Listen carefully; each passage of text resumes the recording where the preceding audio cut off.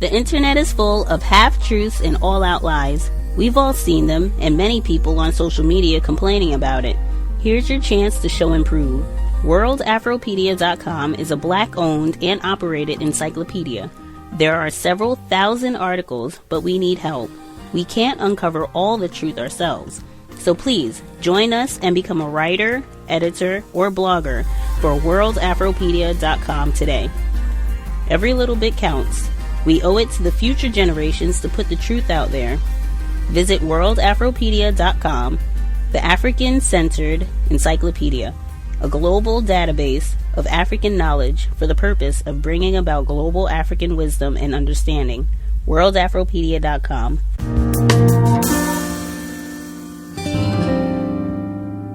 Welcome to the HBR IdeaCast from Harvard Business Review.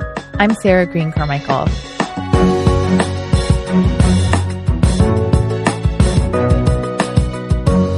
For the last 10 years, it's been my job as host of this podcast to ask questions.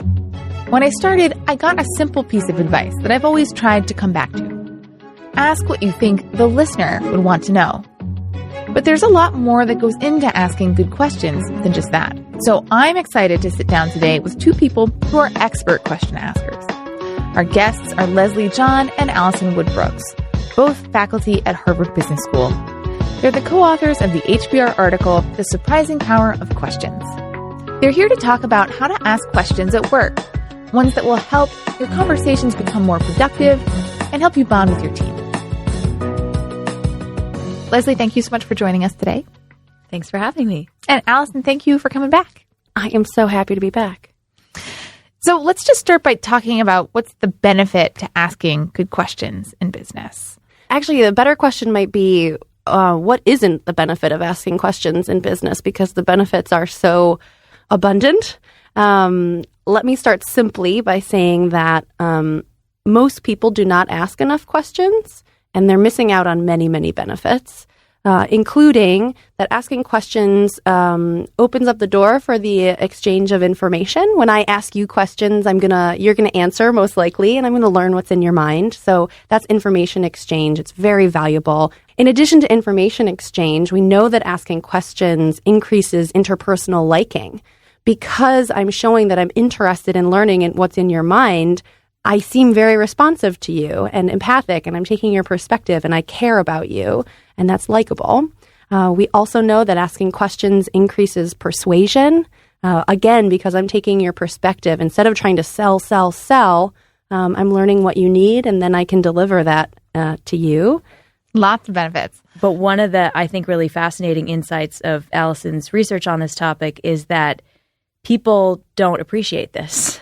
So it's not obvious to us. We really underestimate the value and the power of questions. Yeah. Even people in conversations are aware of how many questions they've asked and how many questions other people have asked, but they don't intuit the link between question asking and liking, persuasion, and information exchange. It's just not obvious, which is part of the reason that we probably don't ask enough questions. We don't understand the abundant benefits that await us. So what are some of the questions you guys have found that are really effective? So in situations where someone may be tempted to lie to you, if you ask a question that presupposes the thing that they don't want to tell you to be true, that's a more effective strategy to getting them to tell you the truth than a question that does the opposite. So an example would be, this is really simple. Imagine you're talking to a supplier and you're wondering whether the supplier is going to deliver on time. So the sensitive piece of information that the supplier may be reticent to divulge is that, no, we're not going to be on time. So you could ask them, you could say, you're going to be on time, right?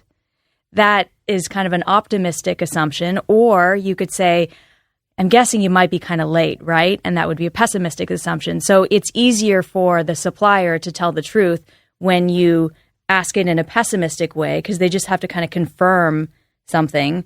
Whereas if you ask them in the optimistic way, it's harder for the supplier to admit to that thing. Right. So they have to contradict you. They'd have to be like, actually, we're going to be late. The basic point is that you want to make it easy for the other party in these competitive situations. You want to make it easy for them to tell you the thing that's hard for them to tell you. And so you can think about how you structure your questions in a way so that it helps them to disclose, essentially. Mm-hmm. What about sort of differences between open-ended questions versus closed questions? Because usually in my job as an interviewer, I try to ask lots of open-ended questions, but are there situations where those are not as effective as a sort of tighter, closed question? Yeah, so it depends on your goals. And I think if you're interviewing somebody or you're trying to brainstorm or figure out what their interests are, asking open-ended questions, the way they answer those questions will be indicative of what's on their minds, right? You're giving them a long leash to decide, like, how am I going to answer this? Now, if you shift to a more competitive conversation where people will be guarded about the information they have, then pointed questions can be very effective at trying to suss out the truth. It's very hard to lie explicitly to someone's face when I say, okay, you're selling me this used iPod. Has it been damaged in the past? It's so much harder to say no right to my face with a yes/no question than if I say, tell me about the history of this iPod. Then you can lie by omission quite easily. Another type of question that I want to make the case for that's so magical and powerful is the follow-up question. So here we're talking about very specific examples and scenarios where certain types of questions will be good. Follow-up questions are almost always good, okay? They show that you're listening to what the person has already said, you're probing for more information, which shows that you listened, you care, and you want to know more, which is like the whole embodiment of empathy and perspective taking. So you seem like a very caring person, and you're smart because you're going to learn more information. It's like all of the good things wrapped up into one question asking strategy. So why is the follow-up question? I will try to ask a follow-up question about Good job. Question. You're doing great. Why are follow-up questions so much more powerful than other kinds of questions? So questions that are not follow-up questions, we would classify, they're either an introductory question, so like, hi, how are you? Or rhetorical questions that don't even really demand a response. But most of the time, questions that are not follow-up questions are topic switching questions. So I might say things like, where are you from? Listen, listen, listen, listen. Do you like the band U2? Listen, listen, listen, listen. So it feels like you're working your way down a list of topics, which is okay, but it would be much more engaging and interesting to say, where are you from? Oh, I've been to Tuscaloosa. Do you live in this neighborhood? I had a friend who was from there. Where did you grow up? What were your parents like? What did your house look like? What do you regret about growing up there? All kinds of follow-up questions that make it really engaging. Almost all of our effects of question asking are explained by the power of follow-up questions. It sounds like a lot of this advice is sort of context dependent. So if you have an adversarial relationship or you think that the person might lie to you, you need to take a different approach. What if you're not exactly sure where you stand with someone, that maybe you work together, but not always very well, and you're not sure if this person is a friend or an enemy or like a frenemy? You sound like you're talking from experience, Sarah. I'm starting to get nervous. I think we've all had relationships, especially at work, where we're not exactly sure where we stand. No, I think we've almost constructed this false dichotomy where we've presumed that everyone knows you're in a cooperative conversation or a competitive one. And that each is one or the other. Right. And in fact, most conversations are mixed goals. You have a cooperative goal to have fun and enjoy your interactions with others. Usually there's some sort of conflict goal, even among managers and their direct reports, if you have to give feedback, constructive feedback, if you have to evaluate performance, if you have to negotiate a salary. And oftentimes you don't really know what is the mix of cooperative and competitive goals in this interaction that we're in right now. So your question is a good one. How do we navigate this? I will argue that in almost every scenario, whether it's cooperative or competitive, asking questions doesn't hurt. It hurts a lot less than people think. So we're very reticent to ask questions because we're afraid that we're going to ask something that's rude or incompetent or inappropriate. And in our results and our findings, we find that there are very few questions that people perceive as rude, incompetent, or inappropriate. And then especially follow-up questions. So just start somewhere, listen to their answer, and then follow up. And that will work in almost any situation. When is it better to ask the tough question first versus sort of warming someone up to it and then building up to the moment where you ask what you really want to ask them? Yeah, so there's one of my favorite pieces of research is This Arthur Aaron's work. It's a classic on how he and his co-authors brought people into the lab and they got people to ask questions to each other, and they instructed the dyad. So they put participants into little groups of two. They didn't know each other before the study, and they got each group of two to ask each other questions. And they started with kind of the safest questions, the less disclosive questions first, and then they gradually got into kind of deeper and deeper questions, like what's your biggest regret in life, and really kind of hefty stuff. And they found that relative to control situations, that getting people to ask questions to each other and to share in this way of like increased revelation produced liking among these dyads. But then as a counterpoint, we have some research where we asked people questions. Now, these were different types of questions. These were very direct questions. And we systematically varied the order in which we asked people the questions. So some people started with kind of the easiest questions first, and they got progressively harder. Other people, we started with the hardest questions first, and they got progressively easier. And then we had another version where people were just asked in kind of a random order. And in contrast to what Aaron found, we actually found that people disclosed more when you started with the most sensitive questions. My conclusion, or one conclusion, is that, if you sort of warm up and start with this easy questions and then you gradually build rapport, but we found that the opposite can lead to more revelation. And so you think about, well, how do you square away these two different findings? And one way that we have been thinking about it is comes down to this goal of the interaction. So if the goal is to foster a relationship and if it's a very cooperative environment, then starting with the easing your way into things, I think, is conducive to accomplishing that goal.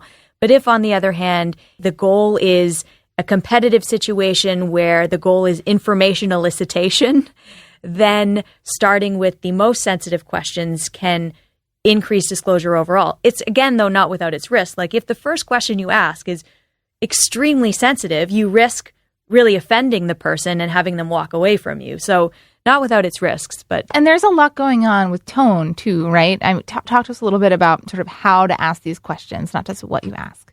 Well, we've found that, especially when you're asking for a sensitive question, our kind of inclination might be we should adopt a very somber tone, and we should really reiterate to the person that everything's confidential, don't worry, it's going to be okay, whatever you say. But what we found is that sometimes the more assurances we give to people, the more worrisome it is for that person to disclose. And so what we find is that if you're a little more casual about it and nonchalant about the way you ask questions, that can make the other party more comfortable responding to your questions. What are some of the ways in which the dynamics are different when you're in a group versus when you're just interviewing or talking to with someone one-on-one? Conversational dynamics change profoundly when the group gets larger, and question asking dynamics change in particular. It depends on the composition of the group. Are there men, women? What are their ages? Who's the leader? What are their status relationships? There are norms around all of these things about who should be asking questions, who's expected to ask questions, and who's expected to answer them. And anytime that you can break those norms, so if you're expected to answer questions, why not try asking one instead? Anytime you can break those norms, I think it keeps things engaging and interesting. It also introduces a host of problems, potential problems. If you think of a goal, an important goal of asking and answering questions is, of course, information sharing. And when I think of group contexts, you have new risks, including the loudest voices are the ones that are heard, or the people, put differently, the people that are most comfortable speaking up in groups are the ones that say things. But your comfort in speaking up in groups is unrelated to oftentimes, I would venture to say, is unrelated to whether you have good things to say. And so you have this, if you're trying to get diverse perspectives, intelligent things said, it can be a worry in group contexts is that kind of a few dominating personalities end up doing all the talking. And they may have good things to say, but it may also be to the neglect of hearing from people who also have good and diverse additional points to contribute. One thing we see with our students a lot, and I think this happens in a lot of work contexts as well, and Leslie and I are both young women faculty members, that certain members of the group, and this happens with women, and I think just young people broadly, or maybe low status people, feel like they need to have something really great to say. Like they need to have a brilliant statement to make in order to speak up and say something in a group context.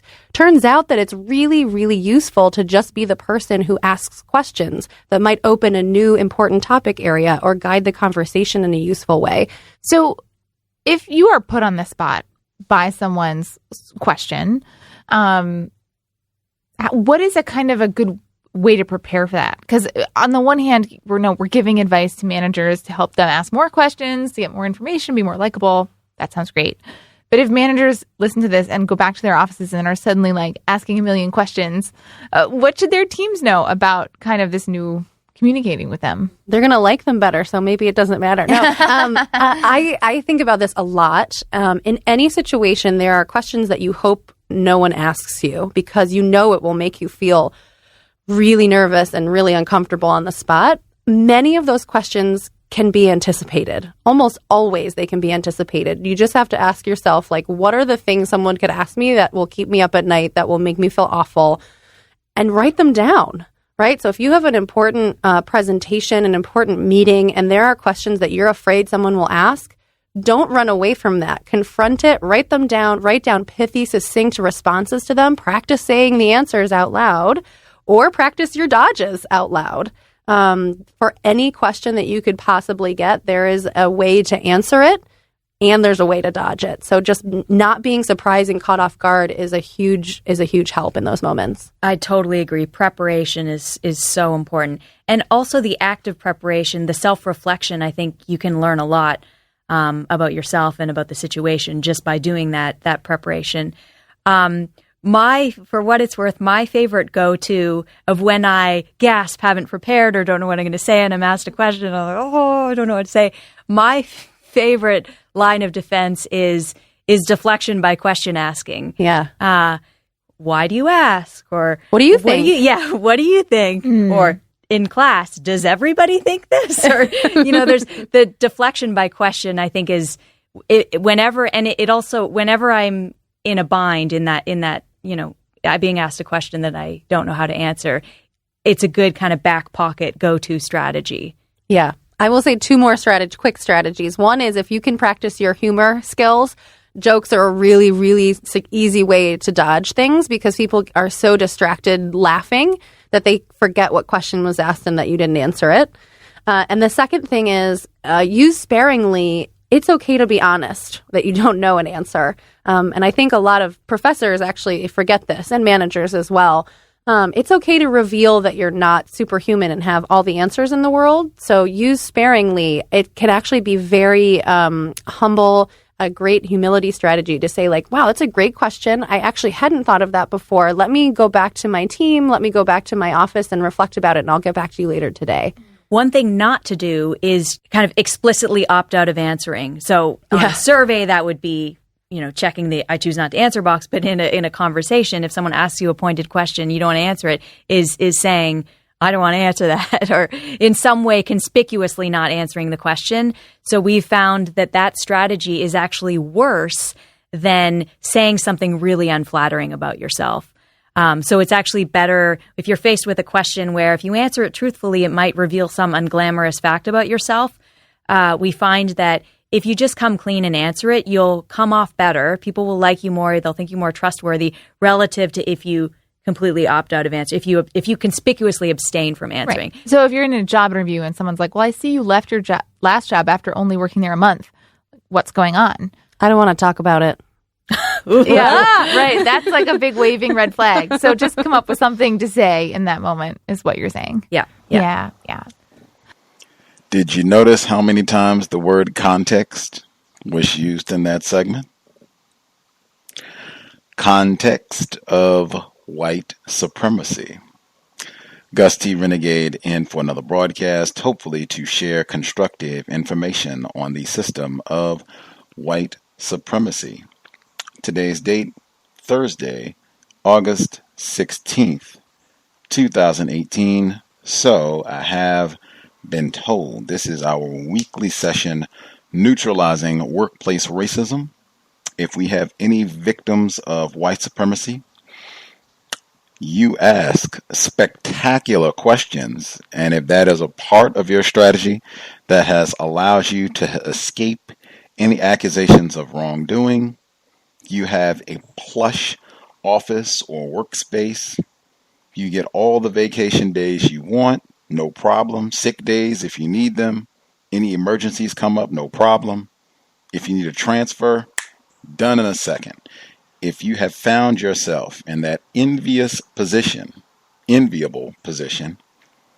please be the first person to dial in and give us lots of details. What questions did you ask? How have you been able to put yourself in that situation? What can we do to be like you? 641-715-3640. The code 564943 pound. Press star 61 if you would like to participate. Certainly if we have folks who, if you're not able to participate, or if you have problems, rather, difficulties, you have not got yourself to that secure position on the job, if you would like counter-racist suggestions to kind of help you figure out maybe some strategies to minimize some of the problems that you're experiencing, certainly give us a ring. 641-715-3640. The code 564943 pound. Press star 61 if you would like to participate. If you're not able to use the phone or dial in, you can drop an email untiljustice@gmail.com. untiljustice@gmail.com. Drop an email and we can read your comments, or if it's a question, if you're soliciting counter-racist suggestions, you can email that as well. We'll read your question and give our thoughts on the air. I played a segment last week from Harvard Business Review that was talking about the difficulty that minorities have opening up on the job and revealing information about themselves to whites. And I said that I thought that that was just terrible information, dangerous really, in the context of white supremacy. Made me feel really great about the work we're doing on the cows. That segment I thought was a little better. Context said many times, racism not mentioned at all. They kept saying, we're women. We're women. I thought it should have, we're white women. See, we said that for years. When they say women, it's implied. The only women on the planet are white. It's implied. White women. White women. White women.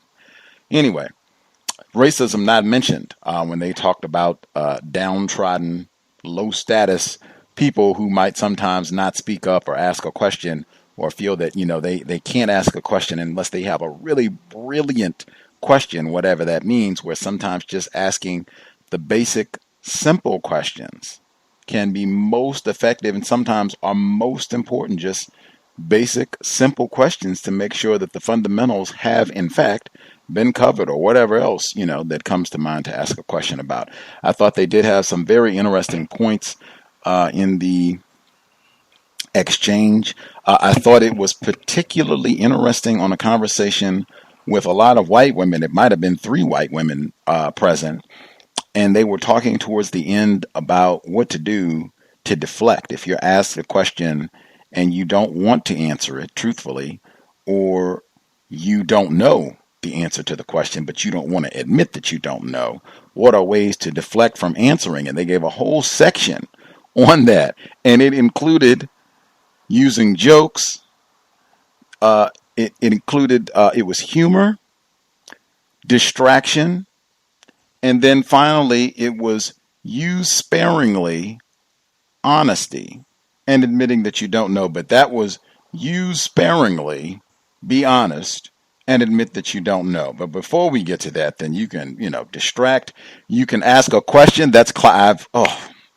Tons of whites who have done that. They will answer your question with a question. You got to watch that, because sometimes we're so anxious as victims of white supremacy to speak that we'll just end up speaking for 8 minutes. And it's, wait a minute, I asked them a question and they didn't respond. You got to watch that. You got to watch that. Answering with a question, the humor, the distraction. That was just what they shared there. I'm sure they got some more tricks in the bag, as they say, to get out of being asked a question. Be mindful of that. If they pull that in the job, someone asks a question and they pull one of these strategies, make sure you hang on a second. I don't think that question was answered, ma'am, sir. They asked for you to give a response to the question. What is your response, ma'am, sir, to the question? Sometimes it's important to that. I don't know what the word is for that, but sometimes a question is asked and the person who was asked the question will dodge. Sometimes you need a person to remember that question was asked, and they will redirect back to the question. I don't know if there's an official name for that, or maybe we should come up with a term for that. That is important as well. You have to be a good listener to recognize that, they've dodged a question. I'm going to make sure that, put it back on them. Make sure you answer that question. From that segment, they said asking questions doesn't hurt. They said that sometimes people are reluctant to ask questions because they'll think there'll be some sort of penalty or they'll get in trouble. That's why I said I thought it was interesting that, or not more than interesting, significant, suspicious, that racism, white supremacy wasn't mentioned in that report at all, because we've had quite a few black people on this program say that they have been explicitly rebuked for asking questions, even sometimes told explicitly, stop asking so many questions, or you ask too many questions. We've had a number of people who said that in a workplace context explicitly. So for black people, I don't know, is that true? Asking questions doesn't hurt. That said, I do strongly encourage asking questions. I think that it's just hugely important. As they said, that's how you learn. That is transfer of information, just being able to ask and learn. Try to ask lots of questions in a workplace context so that you are learning. I was speaking with Mr. Fuller 2 days ago, and he said that whites in every situation, they work to make sure that they are the least confused person there.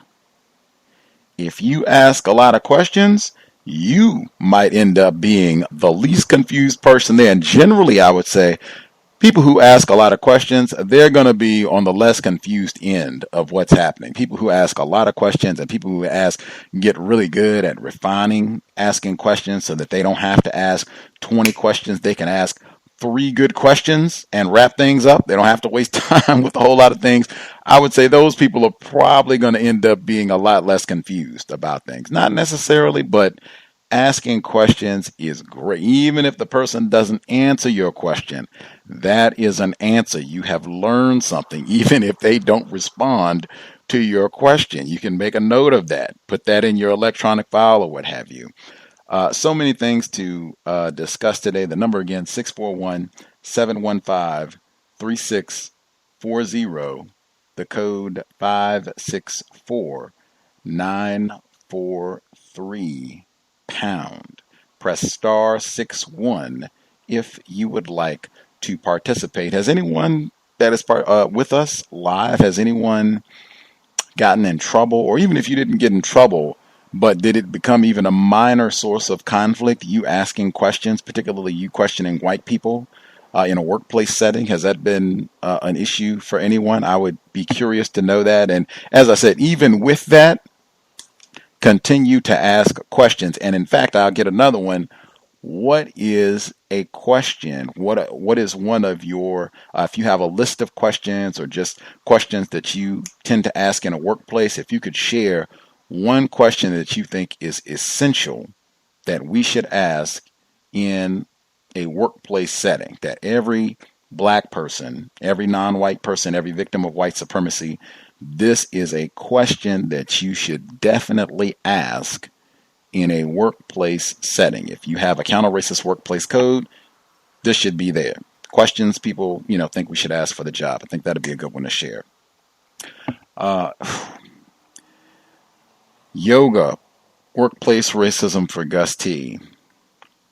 Our exam is tomorrow. We're not having the book club. I think this is like it's a very limited number of times since we've been on the air where we've not had a book club, because we have a 5-hour class to do our exam. We have a written exam, we have an oral exam, and then we have to teach an actual class. And they're not even allowing us to have visitors. It's been so disorganized. I was so excited and looking forward to having visitors. There were C.O.W.S listeners who had planned to come up and hang out, and they're not even allowing visitors. It was so disorganized. We were asking for exact details about the teaching scenario coming up for this Friday. And even as of Sunday, the instructors were not themselves clear on what exactly was going to take place. And unprofessional, disorderly. Anyway, the highlight of the unprofessional and disorderly conduct in the yoga class, and this goes back to something that's bedrock and what we talked about for workplace racism for a long time: policy and procedure. So again, the exam is tomorrow. The class we had most recently was yesterday, so it was 2 days for exam. And so we had received an email that said, you have to complete, these questions in your manual. Make sure you finish up these questions for the week. And it was a substantial number of questions, like more than 20. Quite a bit of questions. But the thing was not, even if it had been one question, one yes or no question, the issue, the problem, the incorrectness was we had already inquired about whether or not these questions had to be done like more than a week ago. And we had asked the lead white instructor, the head super advisor, do we have to do these questions? Yes or no? No, you do not have to do them, because we did not assign the questions from the beginning of class, and it would be wrong to wait until a month in and then say, oh, by the way, you got to do these questions. That was a week ago. Fast forward to this week, we get the email, make sure you do all these questions to prepare. I immediately, as soon as we get to class, what is this in the email about us having to do these questions? And she has like a coy smile, the white woman, lead instructor, lead advisor. And she says, oh yeah, we'll get to that later. And I not answering your question, I immediately responded, I'm very distracted about this issue. I would prefer for this to be addressed immediately. Sometimes that's good to say, because I've seen where they'll do that before. And that, in my view, is a red flag, pardon the metaphor, but that is a significant problem. I think that's something that's incorrect. If it's something where there is a problem or potential problem, and someone asks a question, and you say, oh, no, we'll get to this. I have my own timetable for that. We'll get to this whenever. That has happened a few times in class where someone asked a question about something serious and they said, oh, we'll get to this, whenever. That is totally incorrect. If someone is seeking information, particularly information where there might be a problem that they're trying to address, that should be resolved right now. In my opinion, there should be no reason, and that should not be something where it's a habit out of someone seeking information and they are told, be patient. We'll get around to that, at some time. Just be patient and you'll get the information you need. That is not something that you want to see happening on a routine basis. Anyway, so she says, okay. And she says with the questions, it would be good to study to prepare, but no, you're not required to do them, which contradicts what was said in the email, but does confirm what was said originally. And I'm disgusted with all of this because this is wasting time. That's something that I've talked about as well. Efficient use of time and energy. That whites, they love to waste our time.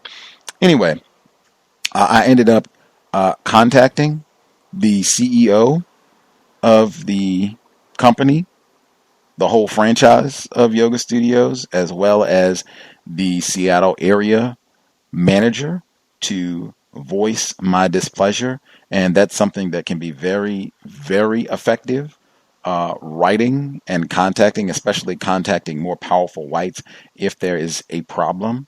And they did follow up immediately to address the issue, and I didn't, curse. And even within the letter, I asked 2 questions. Is this because I was saying that the training had been unprofessional and disorderly? And I said, is this the policy? And I cited examples of things that were incorrect, them flagrantly contradicting, what they were telling us with regards to our obligation to assignments. And I said, is this, in accordance with how teacher trainings are supposed to operate according to your franchise? Question. Is this setting students up for success? And I thought that is a great question, because that is one of the 10 essentials of a yoga class, according to their manual, probably going to be on our exam tomorrow, is setting your students up for success. So is this setting your students up for success, having random and inconsistent expectations of your students? And I'm going to make sure that I emphasize, when I speak with this different white woman, more powerful white woman tomorrow, emphasize that these were not rhetorical questions, that I would like answers to both questions, and then we can proceed, because it should be no and no. But writing, Dr. Kanban talked about that. Writing, it can be very, very important in the workplace strategically, especially using emails and what have you. It can be very, very helpful in getting problems solved. And I mean quickly getting problems solved in the workplace. And I cannot emphasize enough policy and procedure. And the reason that I was so bothered by this, because I even had to take a few moments to think about that, because it was resolved where it didn't, I didn't have to do any extra work, but that wasn't the point. The point was, and what I would suggest to other victims of racism, especially black people, if you're in a workplace setting where whites are consistently, in my view, they are flagrantly not abiding by their policy, especially situations where you ask direct questions. What is going to be required of me? What are we going to have to do tomorrow? What are we going to have to do in the next hour? And they tell you explicitly with no ambiguity, oh yeah, this is what you're going to have to do, X, Y, and Z. Are you going to have to work tomorrow? No. Explicitly. No confusion. And then they come back and totally contradict that a day later, 2 weeks later. That is an extremely dangerous environment even if it's something trivial. If you notice that happening on a regular basis, oh man, and then I would be and really under any circumstances, I encourage you to know the policy and procedure at least as well as the most powerful whites at the job, as best you can. They will probably know a little bit more just because they're writing the policy and hiding bits of it and all that. But I mean, really, that is the goal that we should be striving for. Know the policy and procedure well. And that's something that even through the course of training, I got kind of a reputation for. I think I cited the issue before where they tried, and it was the same thing, giving us an assignment that had already been handed out. And I said that was already in the email. Are you all not checking? Are you all not on schedule with what we're supposed to be doing? And they went checked and had to acknowledge, yep, he's correct. Sorry about that. That was already assigned. Really be a stickler, as they say, about policy and procedure. It's not saying that you need to go around and be rude, nasty, confrontational about it, but I mean really point out when things are not in accordance with policy and procedure. And it's really just about, hey, I just want to make sure that I'm in accordance. I want to make sure that I'm not, picking up habits or seeing things and thinking that that's okay when it's not okay, because this is not what is in accordance with policy and procedure. And I also say, when you get in those environments where it's just flagrant and it's no real thought to violating policy and procedure, that is the sort of environment where racism, white supremacy is going to thrive. Really, anti-blackness, period. Because I've been in those sort of environments where there are no whites, and it was still absolutely awful. The anti-blackness raged out of control. But when you're in environments where there's really no code, there's no decorum with how we're going to behave, black people are going to be fleeced. They're going to be flagrantly abused. That's what's going to happen. I would really encourage black people, workplace environment, classroom environment, really be a stickler about policy and procedure and pointing out when there are violations of policy and procedure. Again, you're not doing it like you got a gun on your hip and you're taking somebody to jail because things have been violated. But I mean, just, making note that, hey, we are supposed to be adhering to a set of rules or a code, I thought. Number again, 641-715-3640. The code 564-943#. Press star 61 if you would like to participate. Again, do you have a question that you think every black person, every victim of white supremacy should have in their counter-racist knapsack, a question that should be asked on the job? And do we have any folks listening right now who can say, oh yeah, I am a Negro and I've been on the job and I have been rebuked for asking too many questions? Or any other, if you need suggestions, counter-racist input on your situation, certainly feel free to chime in. Folks who dialed in with a hand up, line should be open. Feel free to participate. Can I be heard? Yes, ma'am. Greetings, Draftomania. Greetings, Gus. So, give you my workplace racism update. Yesterday, as I was preparing to go in, I worked the night shift. So as I was preparing to go in, I got a phone call, and was told that basically that I shouldn't come in because the client that because I work at a call center, just to go back through what I had been talking about with the show, what happened before. I started working on this new database that they just threw me on and didn't train me. I began working on that on the 11th of July. And I discussed it with you and the rest of the guests on the show. Knew it was basically like a setup because I wasn't trained. So when I got the call yesterday, it was from I guess one of the trainers or supervisors or what have you. And being that it's a call center, the call center works for clients. The client gives them their basically we have to dial for these clients. So she said that they have some issues with some of the calls I've been making, some of my calls, and I shouldn't come in, and that they're taking me off the phone, and I'm suspended. So she didn't give me any more detail about what it was, what exactly it is that I've done, wrong. But I can imagine, being that I wasn't trained, of course, of course I'm not going to, it's something that's going to be wrong, you know what I mean? So that was basically the call that I got yesterday. So what I ended up doing, I called one of my friends, and I had a bunch of my stuff there still at the facility. So I asked him, well, do you think I should go get my stuff? And he was like, well, if I was you, I would go get my stuff, being that you can go get it early or whatever, because I'm, of course, like, this is like all of a setup for, my exit, them trying to get me out of there.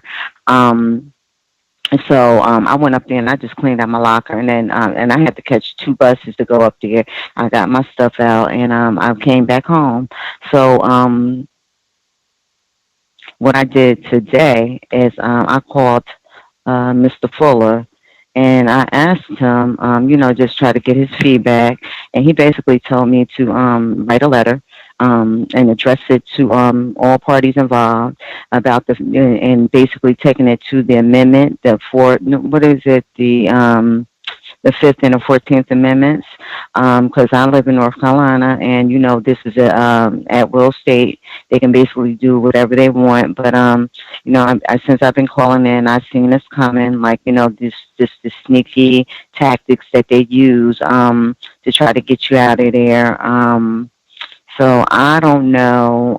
My thing is, I also would text one of my one of the supervisors that was supervising me on the night shift. She texted me within the same night and told me that she's no longer coming back. What they ended up doing with her, I guess she had a mate that was working there, and they gave him the job. They advanced him and allowed him to to get promoted, and then after he got promoted, they fired him. So I mean, it's a lot of trashy, trifling, terroristic behaviors that this company is pulling. I told you about the time when the VP called me when I was on my day off and things like that. So I kind of knew that when they just threw me on those phones and doing that database without training, that was somewhat like a setup. And then I was told by the supervisors that that's their way of doing things. Nobody at that company was trained. They just throw you out to the wolves. And that's not true, because when I started training, what happened was their projector was down, so they didn't get a chance to train us on this actual database that we have to use in order to schedule these patients and things like that. So I don't know as far as like what I can do when it comes down to because they didn't give me no detail. Usually from what I heard is that when a client asks you to come get off the phone, then it's like really, if the client is requesting you to get off the phone, I don't even know if there's really much that they can do. I don't know. Like I said, they didn't give me a time limit. They didn't tell me anything. So I don't even know as far as unemployment or anything. I don't know what my rights are as far as that. But Mr. Fuller was telling me I should go ahead and get this letter out immediately. But I was wondering also, of course I want you guys' feedback, but I was also wondering, like, when I addressed this letter to them, should I send it email or should I mail it, or how? He just told me I should get it to them as soon as possible, because they already put me on suspension. So that's what I'm going through. I'm not surprised, but sorry to hear about the workplace terrorism you are enduring. Dr. Cambon has been on the program and talked about this sort of situation, and he advocates a written letter. I know he's even talked about a postcard, because that can, make it a more public thing. And he's saying, this day and age, hey, you can make it personalized. You can put whatever picture you want on the front of it and then write it out on the back. But either way, a written letter, he is a big proponent of that makes a big impact. If you're writing something, especially if it's going to manage your higher ups and they're getting a handwritten document, I certainly see where that can be effective. I also think, I see the value of an electronic communication, because that automatically creates a record that's time-stamped, undeniable, that, this is what you submitted, this is exactly what was said, the exact date and time, that everybody was included. And sometimes that can generate a more rapid response. Like the situation with my yoga thing, I sent the email, I think at 9, and I got a response within like 2 hours. That I don't know if you could get a response that quickly if you do the handwritten letter thing. So there are advantages, disadvantages both ways. But I think as long as you're getting it written promptly and getting it written to all parties concerned, and you could even do both. You could write the letter and then email to just let all parties know that, letter is coming and that they can, notify you when just to confirm that they did get, the written letter or what have you. But I don't know that one is necessarily better than the other. I think they're just advantages, disadvantages, depending on, what you do, what you're trying to accomplish. Right. I guess And listeners, I'm are you sorry. familiar with the? I'm sorry. You're familiar with the basically, Mr. Fuller was telling me that to state that that as pertains to my employment at the facility, that due to the due process is defended and supported as required by the Fifth and 14th Amendments to the Constitution of the United States, specifically as it pertains to the training procedures prior to testing procedure. And he says, please reply. And I think it was another part out because I was walking. It was another part that he told me to also state that I want an investigation done immediately because, like I said, they were very invasive, and I'm not sure like what I can do as far as if anybody has any information as far as unemployment or whatever during a suspension, or what is it my rights or what I should do in order to look into that. But I'm pretty sure you kind of probably stagnated when they're not just being direct. That they're just just playing with you, so you can't go through your due process. So I just wanted some feedback as far as that's concerned. Also, Got it. thank you. I am very familiar with the way that Mr. Fuller instructs or suggests that victims of racism deal with in terms of the language and using the Fifth and 14th Amendment in the workplace in terms of due process and equal protection, using that as a counter racist strategy in the workplace. I have not had to write that letter or even been solicited to help someone write that letter, although the gist of it, if what I heard correctly from you, is basically you're writing to make sure that your constitutional rights to due process and equal protection of the law are not violated, and specifically Hmm. about getting access to adequate training in order to be able to complete Hmm. your responsibilities and duties. I'm paraphrasing, but if it's something to that respect, and then an investigation into this matter to make sure that things were done in a correct manner, in a just manner, however you want to say it. If that's what it is, that does not sound too difficult. Like that would seem like just, kind of sitting down and putting the words together that you want to say. Like it, because I mean that, I, Yeah, he even told me that's exactly what I'm going to write. Like exactly what I just read to you. That's exactly what I'm going to write. yeah, I have not had to write that myself, or I have not had to help anybody else do it, but it doesn't seem like that seems like something that would be like a paragraph, 5 sentences. And Hmm. he's talked about that. You want to be concise. You don't want to take up, sheets and sheets and reams and be talking forever. Concise, right to the point, Hmm. bang. So, yeah. Are there, I guess, any folks that are listening in, if we have anyone, if you've had to write that letter, or if you have thoughts about doing the handwritten document for this form or doing an electronic submission of this form, any thoughts on those 2 points?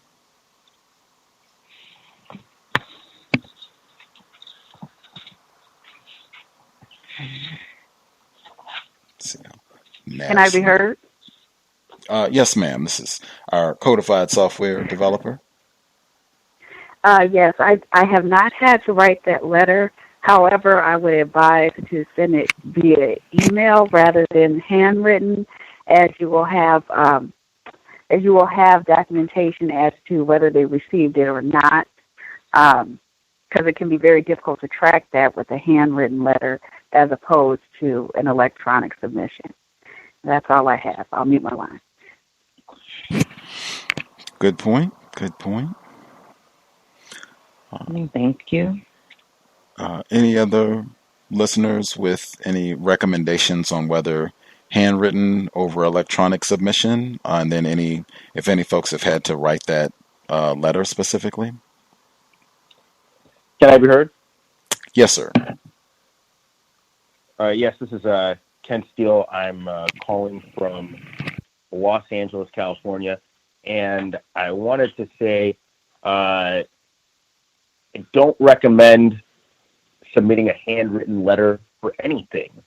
If you are going to submit a hard copy of a letter, it's more professional to type it out so that you have the maximum legibility. Plus, when you type things out, they have a spell checker on there so that you don't misspell any words. It's pretty hard to make an effective point if you have misspellings or syntax errors throughout your letter. A good word processor can account for this.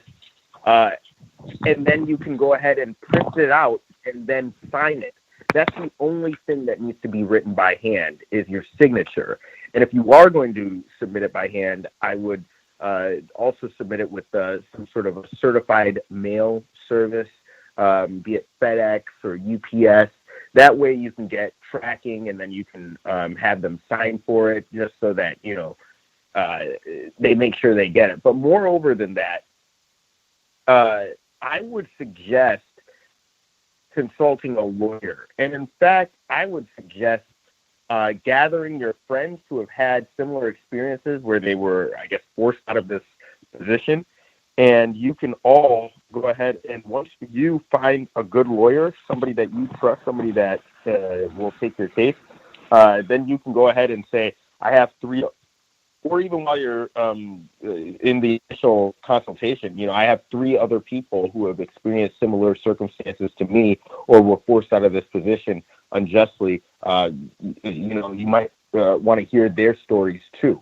And if they have a strong enough case with multiple people, and then they can find documentation for any sort of wrongdoing or any sort of consistent pattern, what they call a preponderance of evidence, to suggest that there's some violations taking place, then you would have a really good case on your hands, and you could stand to make some money. But you'd have to exercise a little patience with that strategy.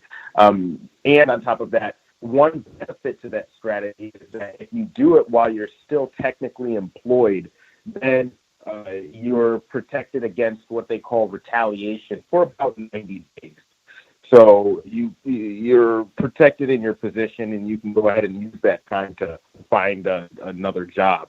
But I would suggest that as they're putting you on suspension, I would just suggest doing that as well, looking for other employment, and also in your spare time, consulting a lawyer to see if you do have any sort of case for wrongful termination or discrimination or any other of the legal statutes that you may qualify for in your jurisdiction. And that's my suggestion. Or also, just electronic submission. Way faster response. You can CC everybody. And you can make sure that everybody sees that you've CC'd everybody, and it's just a superior form of communication, I think, than submitting hard copies. It's just too expensive, too slow. Anyway, I'll go ahead and mute my line. Thank you. Much obliged, Mr. Steele. Any other suggestions? Drapetomania. Does she do the handwritten submission, electronic submission, and then I guess if any thoughts on the letter with regards to due process, some of what Mr. Fuller was recommending that she write about?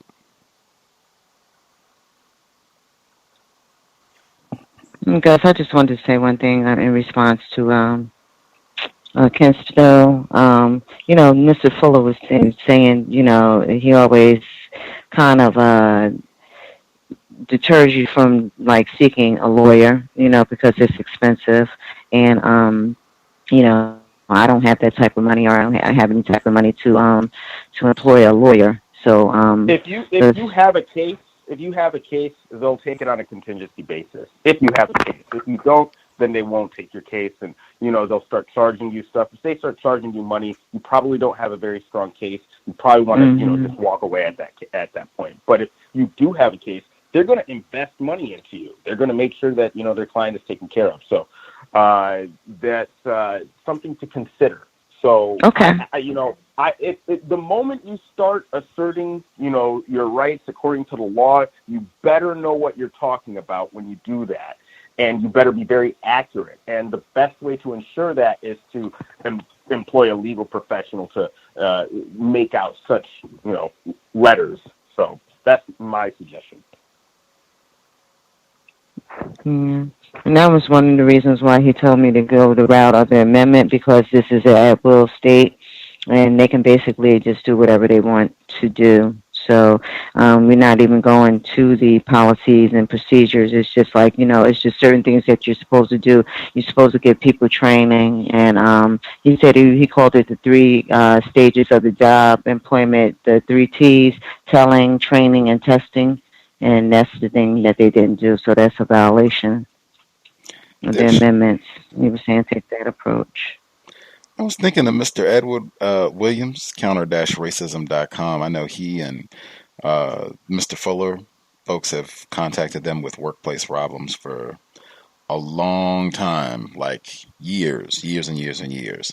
And there have to be people that are alive who have said, oh, yes, I'll give that a try. Mr. Fuller's, suggestion about the 5th and 14th Amendment, I'll give that a try. Like, some of those people have to be alive. Like, it would be good to, same thing that I say here, like to get the follow-up. It would be good to hear from some of those people I applied that method.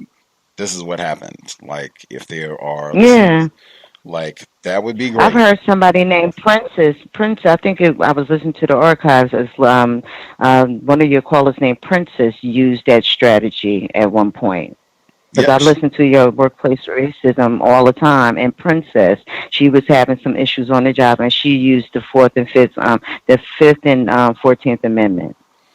Yep, she's called in regularly, especially for workplace racism, and specifically, she's called Mr. Fuller a lot to try to help get suggestions on how to deal with some similar problems that she's been having for quite some time. So she would be one, and I think, and that's why I said there have to be others. Like, I think that would be helpful. Like, if they could, even if they called in here, if we have any folks who are listeners, if you've contacted Mr. Fuller, or even if you didn't contact him, if you just heard him, on a program or what have you, given that strategy, and you tried it, how did it go? That would be really helpful just to hear how folks respond to that. Was it constructive? Did it at least give you a little bit more time to, strategize how you wanted to move forward? Like, that would be really helpful. If we have listeners, please share. If you're not able to call in or willing to call in, you can email and just let us know how things went. If you felt like, you executed the strategy correctly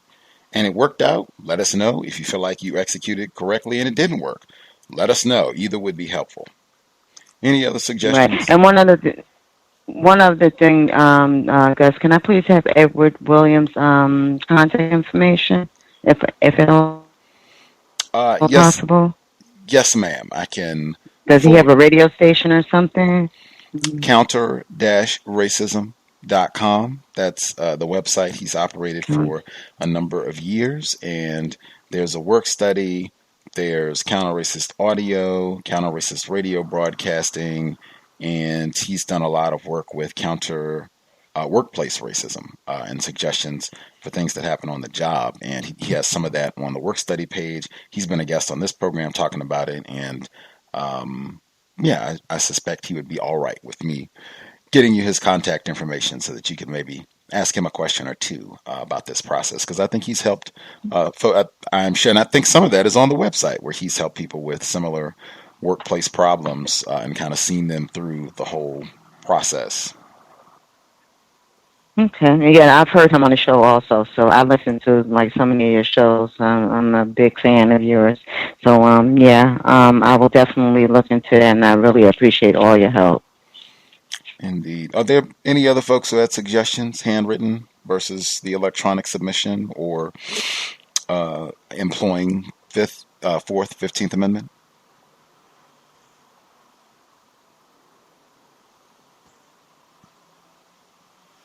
I'll ask again as we proceed. Other folks who dialed in, if you have a hand up, comments to share your own situation, or comments on what's been shared thus far, line should be open. Proceed. Can I be heard? Yes, ma'am.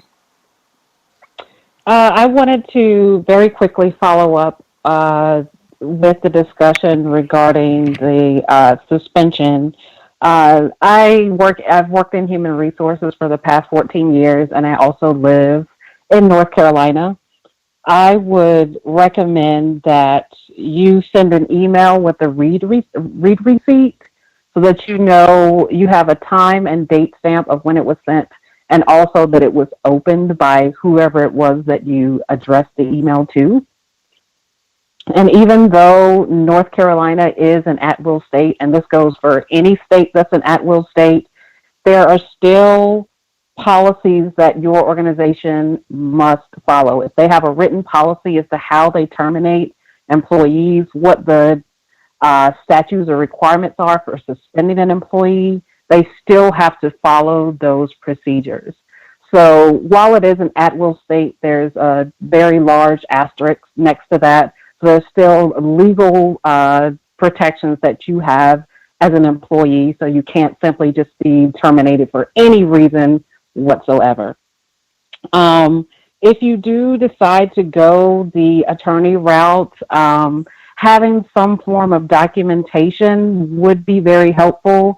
An attorney would be very hesitant to take on your case if you don't have any paperwork that supports any of the things that you've said. So if you have some sort of document that the company provided you stating what your training schedule was, maybe there was a matrices that you received at the beginning of your employment that stated what type of training you would receive.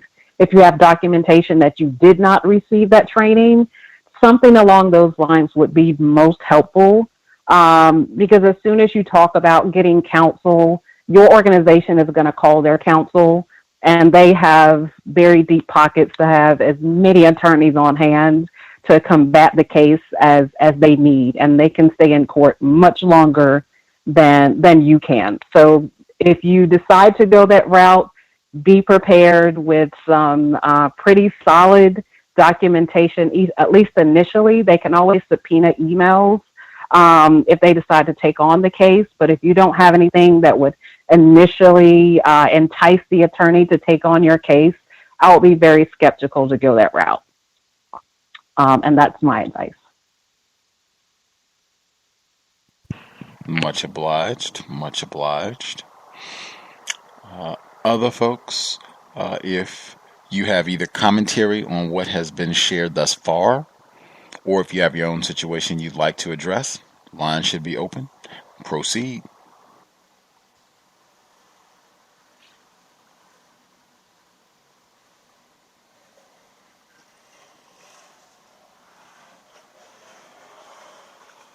Can I be heard?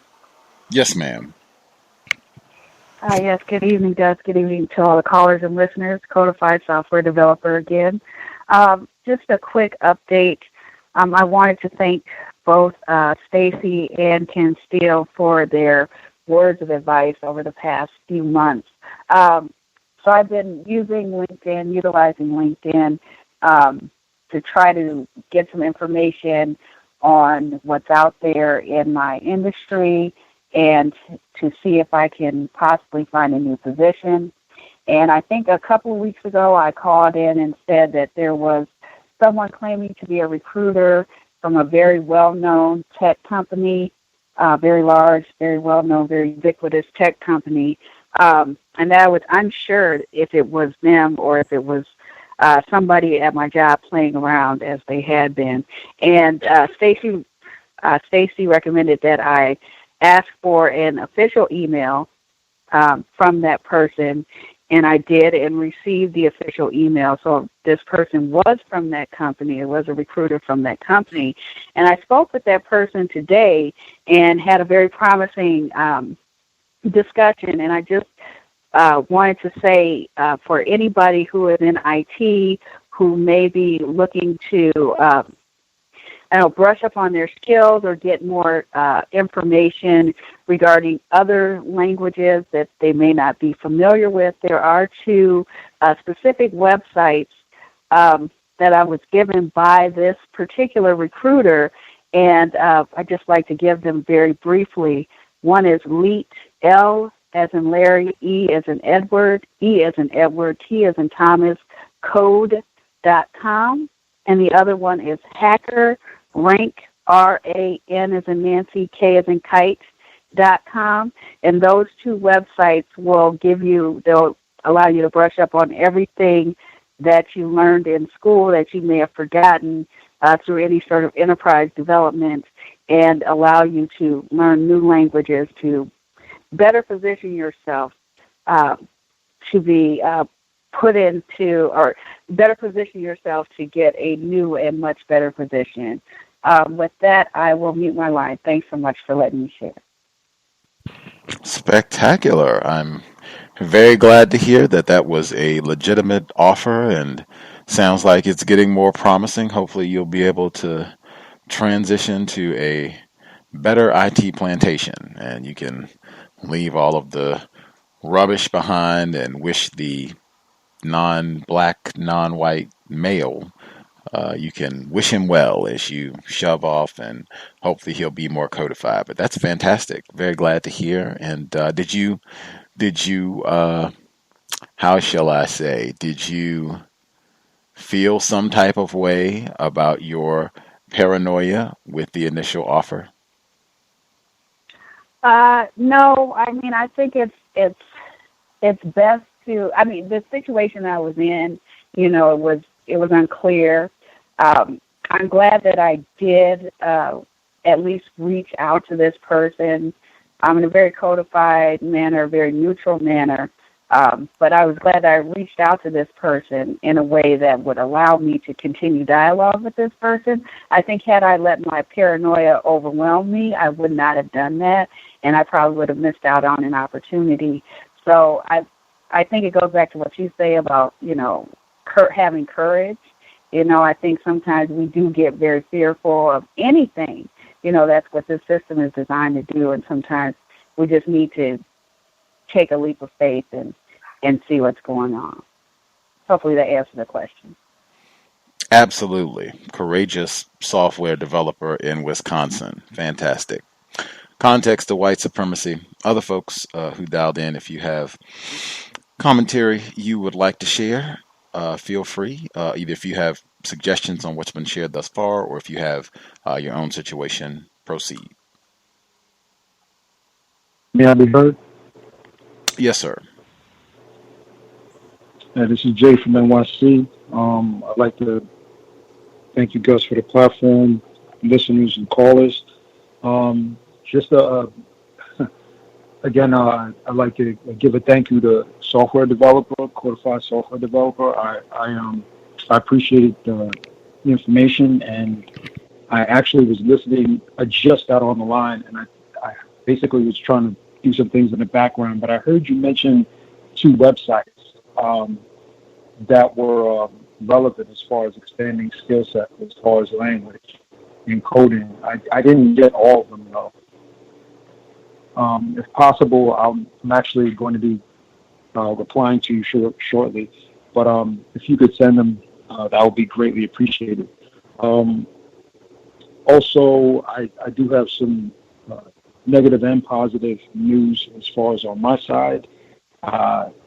At my job, there was a theft that occurred. Unfortunately, the theft occurred between black males in the company.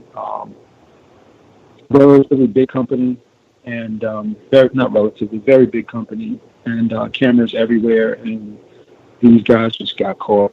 Unfortunately, due to the fact they were black males predominantly, only, and that was involved in this, it spread, and now other black males that are in the company in roles and positions in IT are now under the microscope, including myself.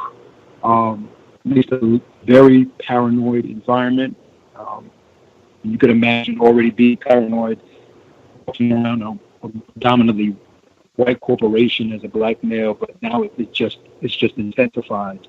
But so far, I've just been keeping to my work, staying on time, accomplishing the things that I need to.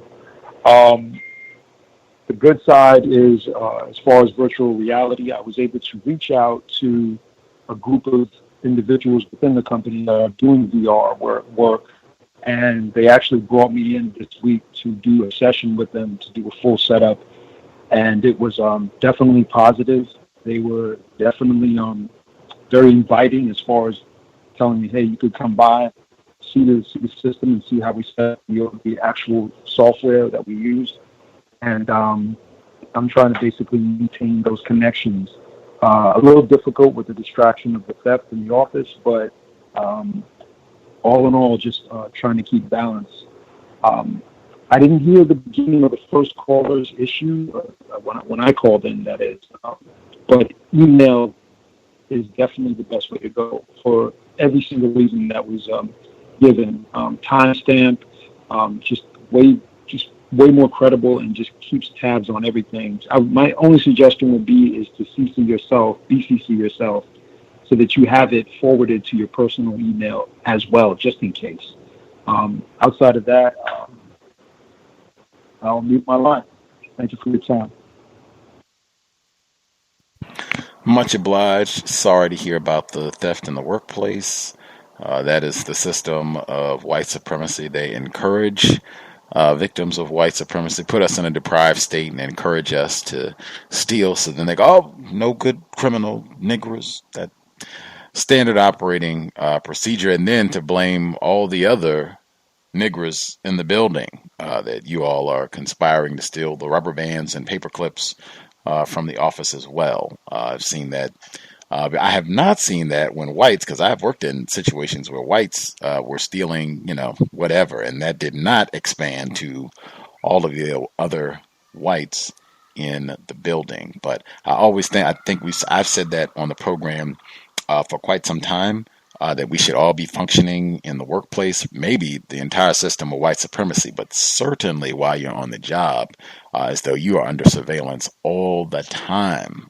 Electronic surveillance, if it's another person stalking you to keep tabs on you, whatever it is, never think in a workplace, if you are a black person, that you are functioning in the shadows, quote unquote, that people are not looking at every single breath you take while you are in the facility. Meant that literally. Much obliged, good sir. Other folks who dialed in, if you have a hand up, if you have commentary to share, line should be open. Proceed.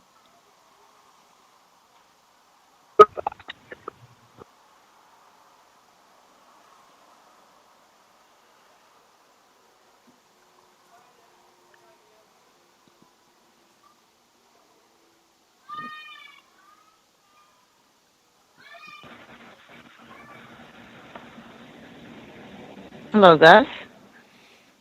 Let's see. Yes, was that? Yeah, it's still me, Dressomania. Yes, ma'am. Because I haven't heard anybody else. What I wanted to say is I've been searching for because I was listening to your commentary when you were talking about how you were going to write write and complain about your situation with yoga. I was under the assumption that they had the policy and procedure. I looked on one website that they use to try to, and I clicked on employee handbook and it didn't come up.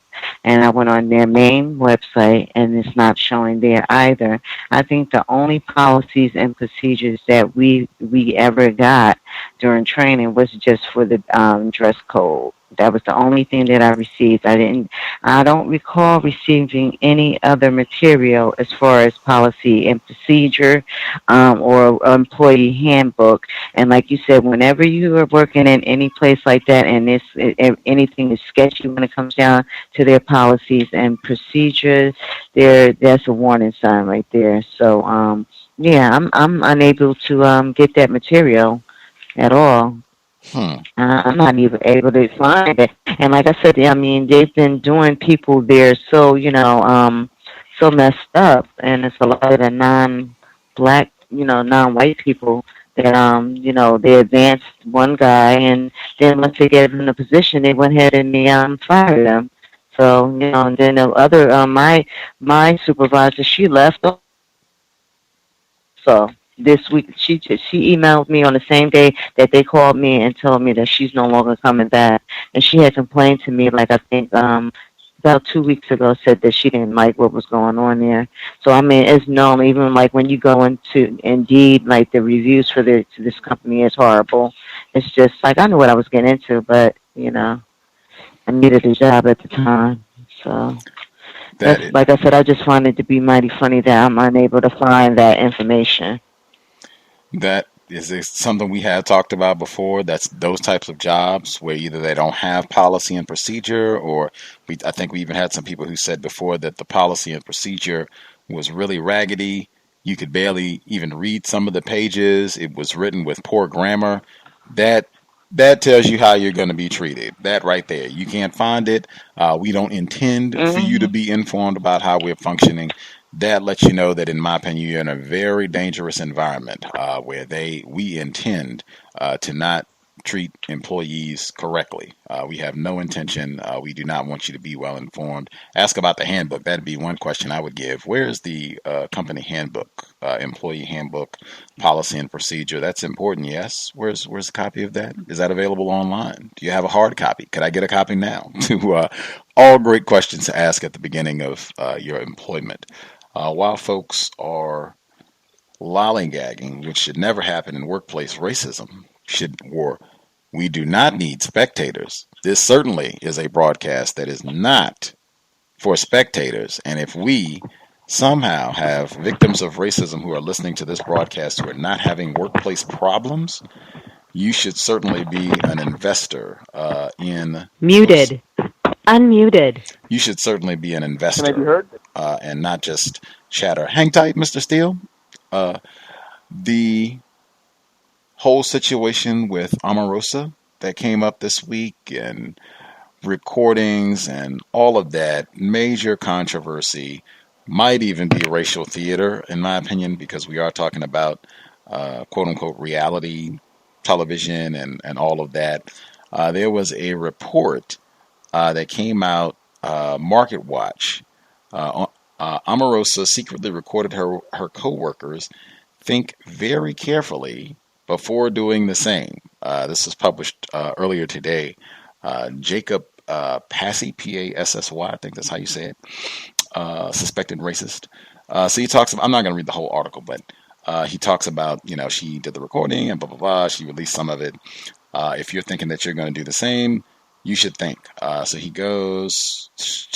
laws regarding recording conversations fall into two categories: one-party consent and two-party consent. 38 states and the District of Columbia have one-party consent laws regarding recording conversations, meaning that only one person in the conversation needs to know that a recording is being made for it to be legal. This is also the standard at the federal level. For 11 states, two-party consent laws are in place, which requires the person making the recording to get approval from everyone engaged in the conversation for it to be legal. These states include California, Connecticut, Florida, Illinois, Montana, Nevada, and Washington, among others. Massachusetts state law bans secret recordings altogether. The two-party consent laws can get someone into trouble, even if the information disclosed on the recording is of legal importance. Linda Tripp, for instance, was initially indicted on wiretapping charges for recording phone calls with Monica Lewinsky. That's not the portion I wanted. This was the portion I wanted. Your boss may be allowed to record you. You should just insert racist man, racist woman. In some states, employers are required by law to notify their staff if they record workers in some way, such as taping calls, and even then, employers typically can only record calls or workroom conversations if they pertain to business matters. But if a staff member is talking about something personal, they are supposed to stop recording. Additionally, employers are required to have a legitimate business reason to record their employees. Rules pertaining to recordings cannot violate employees' rights based on the National Labor Relations Act, said Jonathan Siegel, a partner at Philadelphia-based law firm Duane Morris. In particular, employers may not record workers for the purpose of monitoring union-related activities. However, legal standards for recording employees exist in a relative, watch it, gray area. According to Donna Ballman, an employment lawyer based in Fort Lauderdale, Florida, employers have argued pretty successfully for years that there is no expectation of privacy in the workplace. That is all in quotes. I'm going to, in fact, read that one more time. Employers have argued pretty successfully for years that there is no expectation of privacy in the workplace. That should be bedrock counter-racist code. Said Baldwin, who is also the author of the book, Stand Up for Yourself Without Getting Fired. Maybe we should read that. That means they have gotten away with even surreptitious recordings in many cases. They have one more section.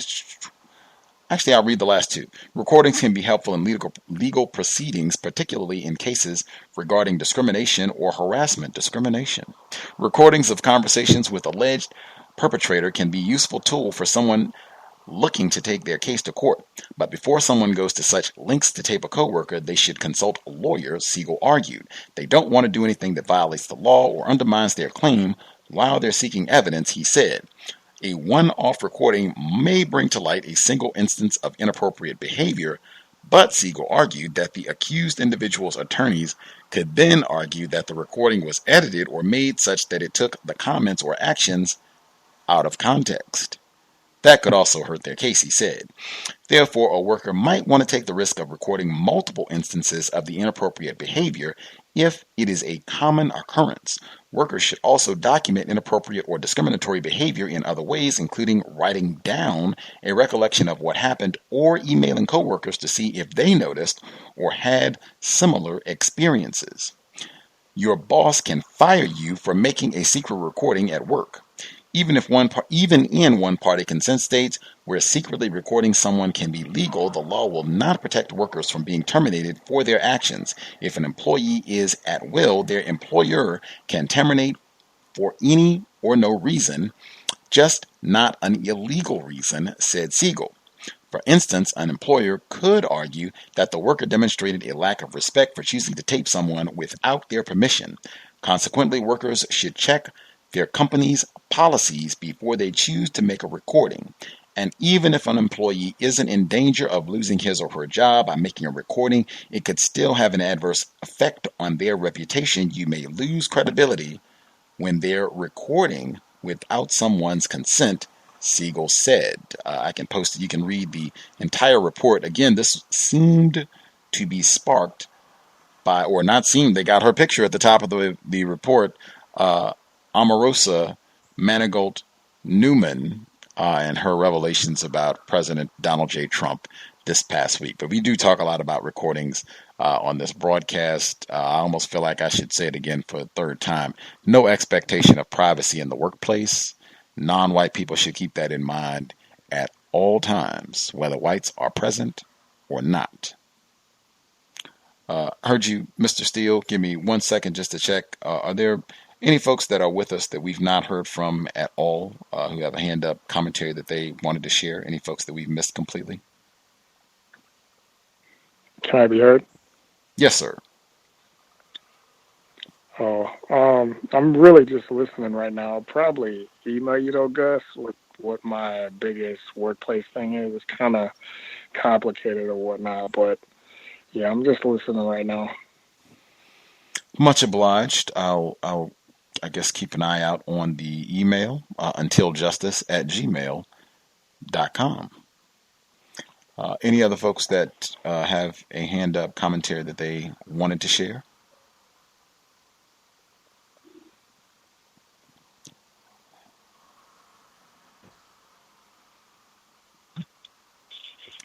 Can I be heard? Yes, ma'am. Thank you.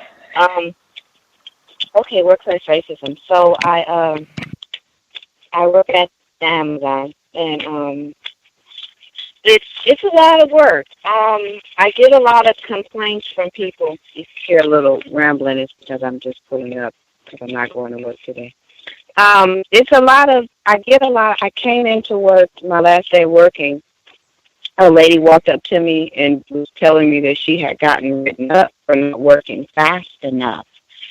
And so I'm just looking at her and listening. I felt some kind of way. And she just started crying, and she's like, I worked so hard, and I don't know what to do. And, you know, you do work hard, but like I stated before, it's in the department that we're in, which is PIC, they want you to find the item and place it in the little bucket that they provide, that's laid out, and do that in a matter of, well, by now for us it would be 8 seconds. And a lot of the time it's not that easy to do, because sometimes the people that place them in the cubby, they just put it in any kind of way. And because they're under pressure, because they have to meet the same deadline. I don't think they have to pick as quick as us, but they still have to do it quickly. And they're under pressure, you can tell. And then when the people, because so many products in one cubby, in one little, I call them cubbies because that's what they remind me of, maybe a kindergarten cubby. And there's a stack going up to S, from A to S, A to K, and from 1 to 4 over. So just to give you an idea. And you have to do this very rapidly. And if not, someone's coming, if just your rate is low, like if it takes me, instead of 8 seconds, 12 seconds, they're asking you, they have people coming up asking you, how come you're not moving fast enough? And this, then you hurt yourself because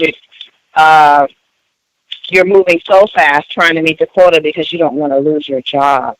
And they have a whiteboard that you can put complaints on. They're very selective of what complaints they answer. And one of them was stating, how come certain managers can practice racism? And so it lets you know that inside of there, they're literally practicing racism, and it's noticeable. So that never got answered, of course. They just left that blank, and then they'll answer real simple questions on the whiteboard. And that's it. So I asked my doctor, I was telling my doctor, because I went in today, I'm telling her how that it's very strenuous on my muscles. And a guy hit the back of my car on the 6th of this month when I was on my way to work. So with that and picking that stuff like I'm, a robot, it's a lot on me. So she said that I had pulled a muscle, and she took me off from today till the 31st so I could get some rest. So that's the good part about it, because it's very stressful, especially when you're working like that. And the company as a whole, they're just really, they're crazy. And they really want you to work that fast in that department. And then they write you up so you can't transfer. Because I work an hour away. There's one here where I live, but because I got this write-up, because I'm not moving quick enough, or maybe I missed an item or whatever, just little small stuff that they don't train you for, of course. They just throw you in there. Because my write-up started the first week. It's like, you got to write up for what? Oh, well, you missed, you said an item was missing and we found it. How do I know you found it? Well, that's what we said. That kind of thing. So I'm glad to at least get a couple of weeks off from this wild environment. And that's what I wanted to share, and I will mute my line. And thank you for taking my call. Invisible Man, Ralph Ellison, she said, working me like a robot. Invisible Man, Ralph Ellison. And to injury, I was thinking John Henryism the whole time, which is, the same thing. You're not even a human anymore. You're just some sort of machine to shove these packages in the cubbies as fast as you can until you kill yourself or pass out and die or whatever. All for Amazon. We got to get our goodies, man. We just got through Prime. It's Amazon or bust. Like, that's just atrocious. the whiteboard, I'm not surprised about with the question. I would think of some great questions to ask if they're going to have that whiteboard. I would definitely think of great questions to ask. I'm super glad that you got time off from work, because that's what I was thinking. It sounds like in addition to getting a better job, hopefully soon, this is another one that sounds like you don't want to be here long term unless you're going to be getting a promotion like quick. But I'm so glad to hear that you got some time off to rest and recuperate. That is Black self-care, how they erode Black mental health and just Black health, period, and having us stressed and accused and dealing with everything, all of the terrorism that people have talked about already on the program today. That, in fact, I'm transitioning, but not really. Just take exactly what we just heard from our mom in the Bay Area. Had to get time off, no work until the 30th. I think she said about to kill herself working for Amazon. We love Amazon. We had a caller who wrote in, since we've been live on the air. They wrote in. I had to write in and report that a Black female at my job in another department was being mistreated by other white employees. Granted, I rarely came into contact with her, but today I saw her carrying a heavy box to the file room where she collapsed. She was having a heart attack. Once the paramedics came and stabilized her, a few minutes later, she started having a stroke. After they took her out of the building, the first thing my white female boss, who is indeed racist, along with my Black supervisor, started to do was to look for reasons to fire this lady. I concluded, although I rarely saw this lady, that what happened to her was due to terrorism. She was the only Black person in her department. Now, I said, I'm not really transitioning because it's the same thing. This is the system of racism, white supremacy. This is every day and just going and all the insults and terrorism and everything else and switching the schedule around last minute so you can't have a stable work hours for you and other people, family, quote unquote. This is exactly by design. And you see the total lack of compassion. We're not concerned. It's not flowers. It's not let's get a pool together so that we can take care of some of her medical bills and send her some chocolates and flowers. Is let's see if we can find a reason to fire that nigger. Yes, she spilled something on her way out. Yes, damaging company property. That'll do. That is the system of racism, white supremacy. Black self-care, super important. Thank you for writing in. Email again, untiljustice@gmail.com. Did other folks dialed in have a hand up, commentary to share, suggestions on what we've heard thus far or your own situation?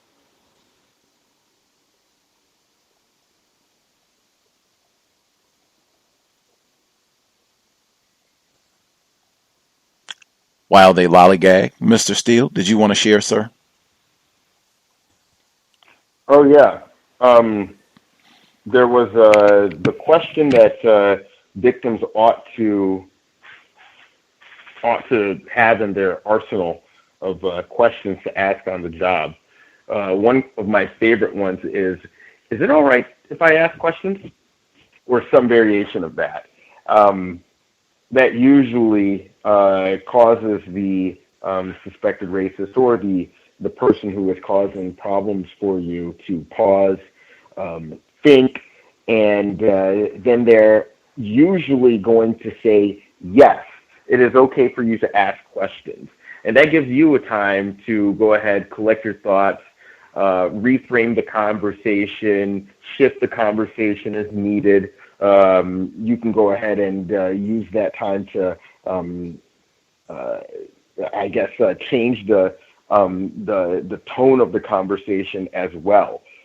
So that is a very good disarming question to go ahead and ask a suspected racist. Now, I went ahead and did this, and I did the question asking technique at one of my previous positions, and it did lead to a manager getting very, very, very upset with me eventually. This took a matter of a month, close to a year, for this manager to go ahead and have what they call a meltdown in reaction to my question asking.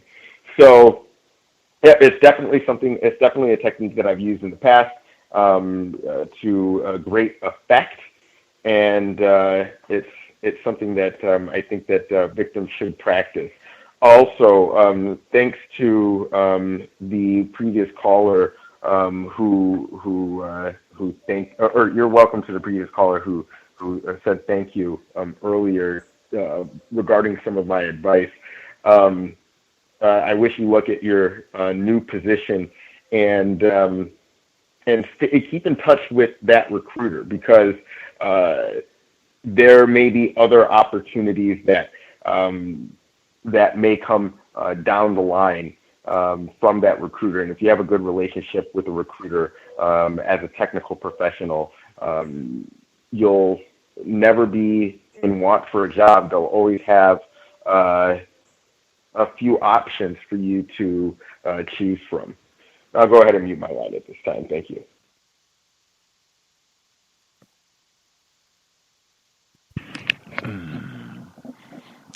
Much obliged, Mr. Steele. Great question. Is it all right to ask, or is it all right if I ask questions? Great question. I would definitely track if the answer is no. You are not allowed to ask questions. I would pull out my pad or make notation immediately anytime you get a no questions allowed. Other folks who dialed in, if you have commentary, suggestions for what's been discussed thus far, if you have your own situation, line should be open. Proceed.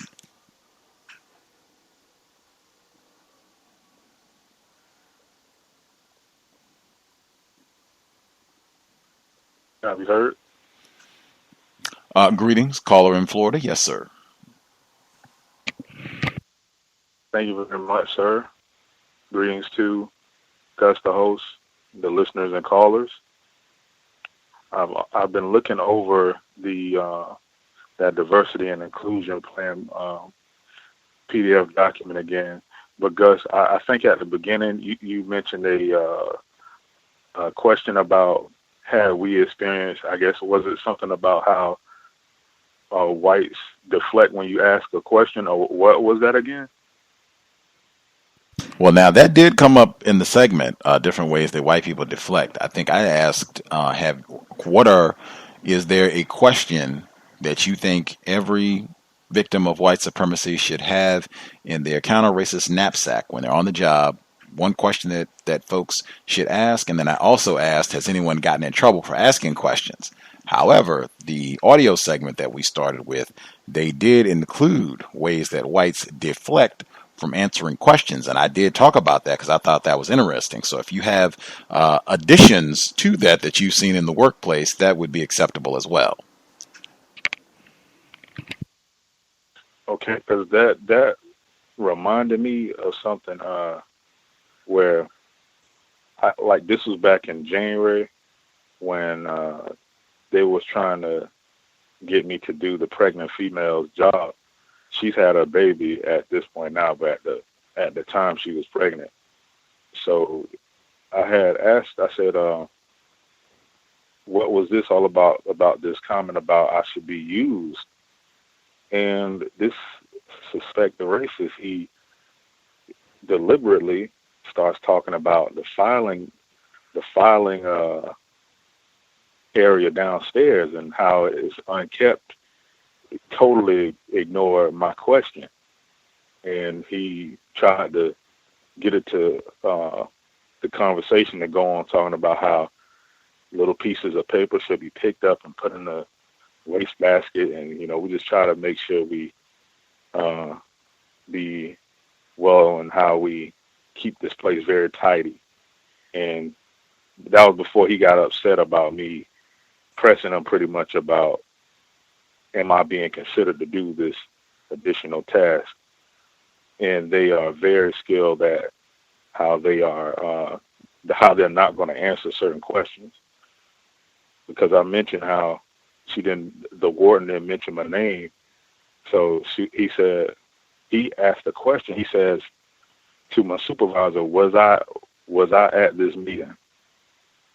And she says, I don't think you was. But I'm like, man, both of y'all was in there. So I have experienced that phenomenon. But I had some information that I had wanted to share from.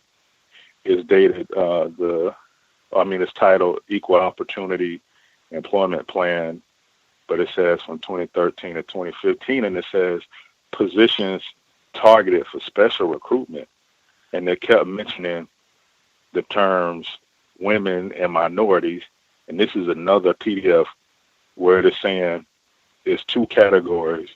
I guess these are the top hierarchical levels: officials and professionals. And I keep seeing the term females and Asians, and then it's pattern: females, officials, Asians, professionals, Asians, officials, females. So I'm thinking, who are they referring to? And then it gets to technicians, and it says females, comma, African Americans, comma, Asians. And then protective services, females, African Americans, Asians, Hispanics. And then under Environmental Protection Department, officials, Asians. So I'm thinking they're talking about white women or white females. And it was on one paperwork where it said that when it comes to underrepresented groups, you got to be in a 3.5% deficit to constitute as an underrepresented group. So they could easily be classifying white women into that category. At least that's how I'm perceiving it. But there were a couple of comments that was made on the job. There was the supervisor over in the juvenile area. Like when I was going to lunch, I was about to get on the elevator to go downstairs, and the sheriff, the bailiff, he had asked her. He was like, "Hey, well, where are you going? You know, the day isn't over yet." And she says, "I just need to go to lunch because I need to get out of here before I hurt somebody." And I'm thinking to myself, I'm like, there's no way I couldn't have said that in any context and not be confronted about that. So I don't know who she may have been talking about, but I wanted to start off with her because there is a black female who hasn't really gotten her 90-day probation, or hasn't gotten off her probationary period. And apparently she was stuck in the office last Friday because she's working in the juvenile department. And the person that has been training her hasn't been training her very well, apparently. And I think he's been practicing racism as well. And she's been having issues with him to the point that when I go to lunch at 12 o'clock, she is coming out of the break room. So she already has it calculated to where she doesn't even want to have any contact with this person. Because I noticed he comes in there to heat up stuff in the microwave at a little over 12. So she's obviously, and justifiably so, avoiding this person because he's reported her because they said that, hey, you know, you have 30 days to get your act together. That's what I was told. So maybe that's some kind of a threat or whatnot. And the warden, she, I think, has also been trying to continuously be nice and trying to avoid me. Because there was a person that came there. I don't know if this was some kind of an investigator person, but she was acting very nervous. And she avoided passing me in the hallway. So she said, well, you know, this is where we do all of the records and stuff over here. So she says, well, let's go out this other way and go downstairs. But she didn't walk past where I was standing at the coffee machine. So I'm thinking there was something definitely was up about that. And there was another conversation where the female that sits in front of me, she just came up out of nowhere and was saying, hey, do you know that, her, the warden's assistant basically, does you know she has a mixed child? At least she just came out of nowhere and said this. And the supervisor, my black supervisor, was like, and so what? And, she was just saying how she can't take him to the barber shop and, they can't do certain things with his hair and things like that. And then they got into a conversation where they was talking about, I think it's very tough to where they, those kids grow up and they get treated badly on both sides. And I just said, hey, I just don't think that's accurate. There's no such thing as both sides. One side is responding to terrorism, and the other side is, which is the white side, is practicing a system of injustice. That's the language that I use, and she ended up agreeing with me. So I just said I want to use that term. And I know you don't. I know you mentioned not speaking about racism on the job. And one last thing, I was given a newspaper article on the Black Klansman. The white woman that worked in my department, she gave me this newspaper ad, and she wanted me to look at a Spike Lee interview. And I said, I'll have to catch it on YouTube or something. So apparently she's been researching this movie, and she's, I guess, going to see this. So I hadn't read this newspaper article, but it has her underlining in red ink certain parts of the article. So I found that very interesting. And that's the only thing I have right now, and thanks for allowing me to share. Which parts of the article did she underline? Let's see. It's one where it starts out and it says, that speech based on tours, actual talks, is one of the script's key then, now parallels, and then in red, underline, and it says, hearing tours say we're being shot down in the streets like dogs by white racist cops. She has that underline. Very interesting. Very interesting. And there's other parts.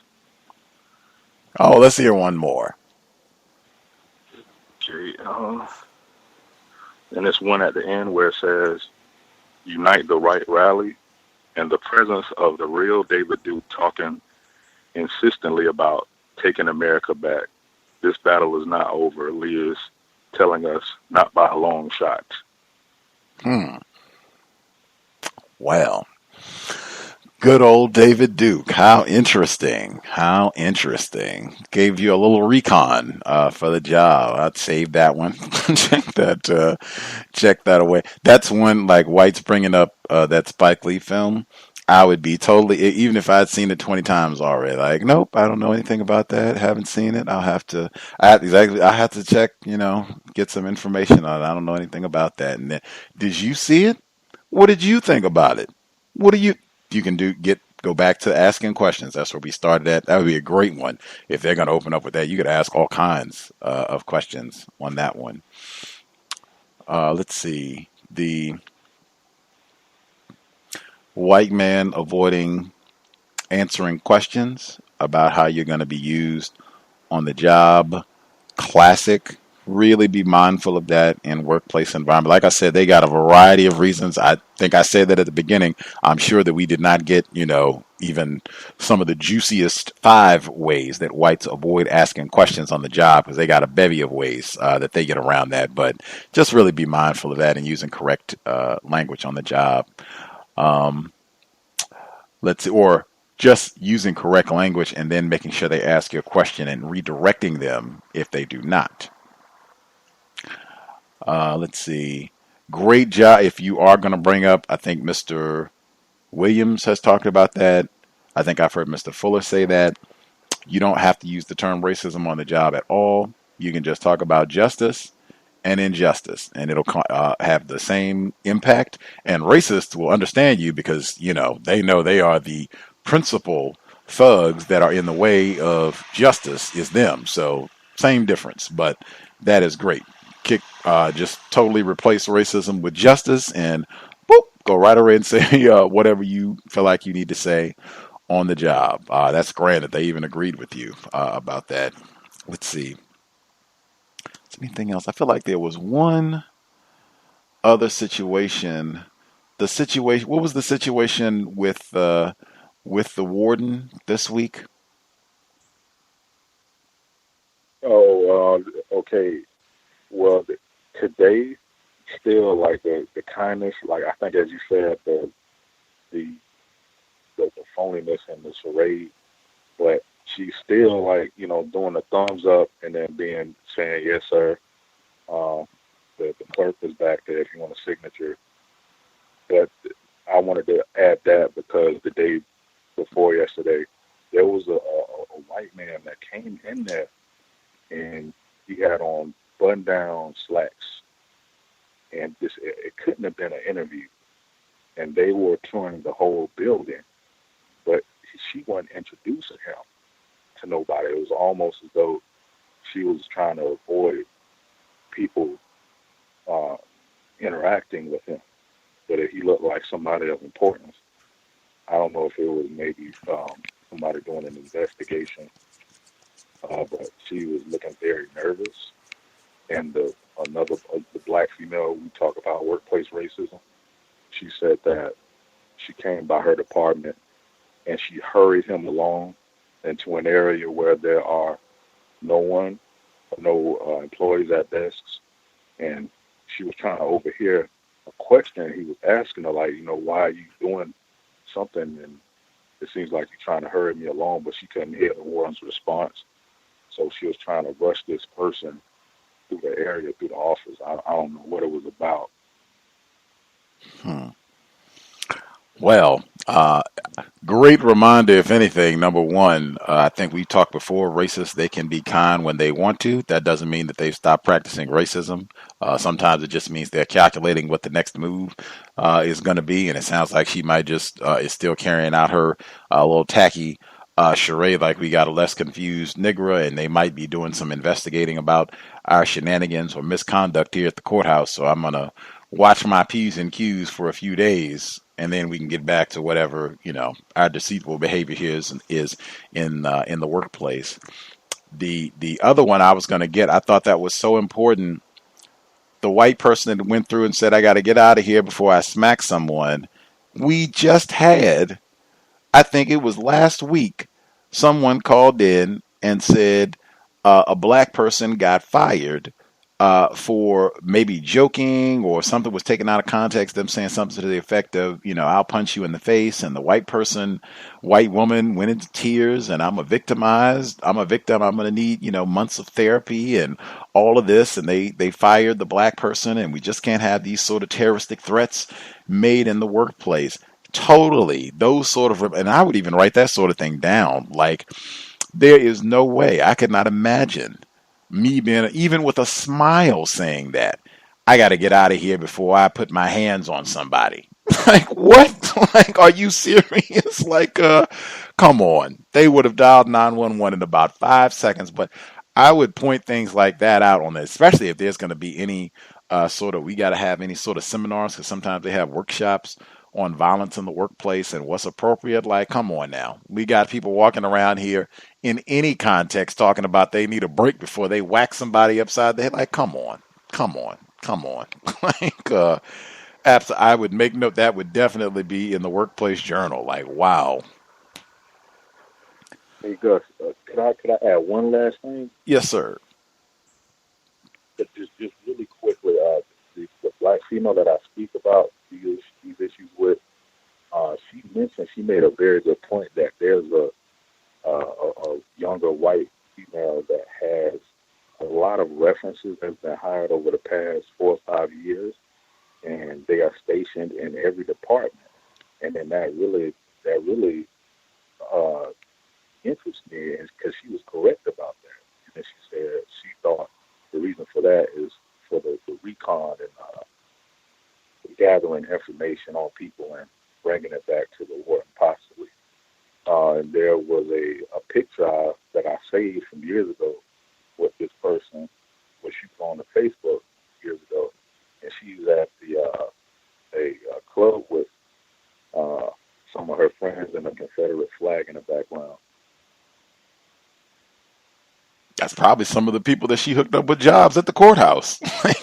That's keeping it real, as they say. That is the system of racism. But that sounds like what whites do. Well, that sounds like what racists do, one and the same, all the time. I'm hooking up my buddies, and it's win-win. I get to hook up all my buddies and get them jobs, white welfare, as Dr. Cambine calls it, and then recon, exactly as they said. They'll, be beholden to me, or we're buddies anyway. That's what we do all the time anyway.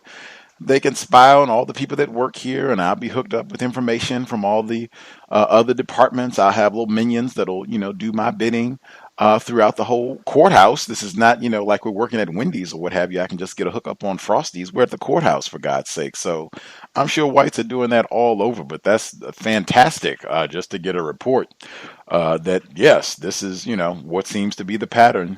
She's got her little crew, entourage, working in the building and practicing racism, Confederate flag and the whole nine. This is Florida, so yeah, system of white supremacy.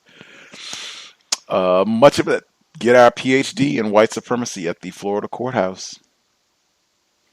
Other folks that we've not heard from at all, if you have your own situation, or if you have commentary on what's been shared, proceed.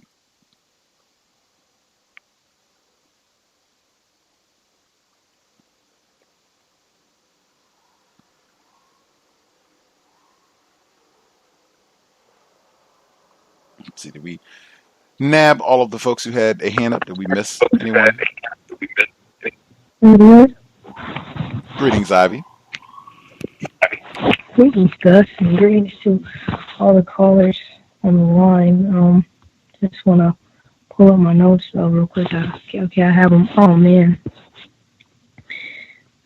for the woman who had the heart attack and stroke, like that is just, man, I don't even have words. I hope that she, recovers very well, and I just hope that everything gets resolved with all of these. I don't want to use it. There's no pun intended here, but I can't think of another word. All of these attacks that she is enduring. I mean, that's just terrible. And for our mom in the Bay Area, I hope that you. I wish you the best as well with your health. I hope that you, recover very well and that you get another job soon. It just seems like you can't catch a break with just these crazy jobs with all of this, just extreme terrorism and madness and drama and just nonsense and just garbage just going on at the job that you have now and the one that you just left. For a competent software developer, I wish you the best as far as the offer that you got and the promising conversation that you had. I hope that you get out of the place that you are now with all the mistreatment that you've endured from all the jealousy that they have. Dr. Mania, I wish you the best as well. I'm sorry that you're having to go through all this stuff that you're going through. You were even having some issues before you moved to New York. I mean, it's just how these Klan members, how they do us it's so terrible. For the caller in Florida, like the language that you use in terms of practicing injustice rather than racism, I just think that was absolutely brilliant. And I think it's very, very hopeful for all of us to codify the way that we talk about racism if we're going to do that, and it can just help us instead of avoiding it and just being able to help others. So that was just great, as always. I actually wanted to mention about the recording last week, where I said that I think that the woman, I believe her name was Catherine, I don't remember for sure, that she may have been deceived into the research that she did about telling your personal business and your personal lives and so-called opening up to these terrorists. I went back and listened to the full audio, and I realized that what was happening is that they were defending racism, because usually if you are competent in your job and you are turned down for a promotion, that's a lawsuit. Like on site, that's a lawsuit. Even white people have sued for that under so-called discrimination because they were competent for a job and a black person didn't give them the job. But now what they're doing is that they're saying, oh, it's so-called minorities' fault because they're not opening up and things of that nature. And when you have a black person saying, yeah, go ahead and open up and, and find somebody that you trust and open up to them, it appears to legitimize them practicing racism, because what she should have said was, if you're competent for a job and you're not getting it, you're not getting your promotion and things of that nature, you need to file a lawsuit. But she didn't say that. She said comply and do what they said. So that's another reason why I think she was deceived and misled into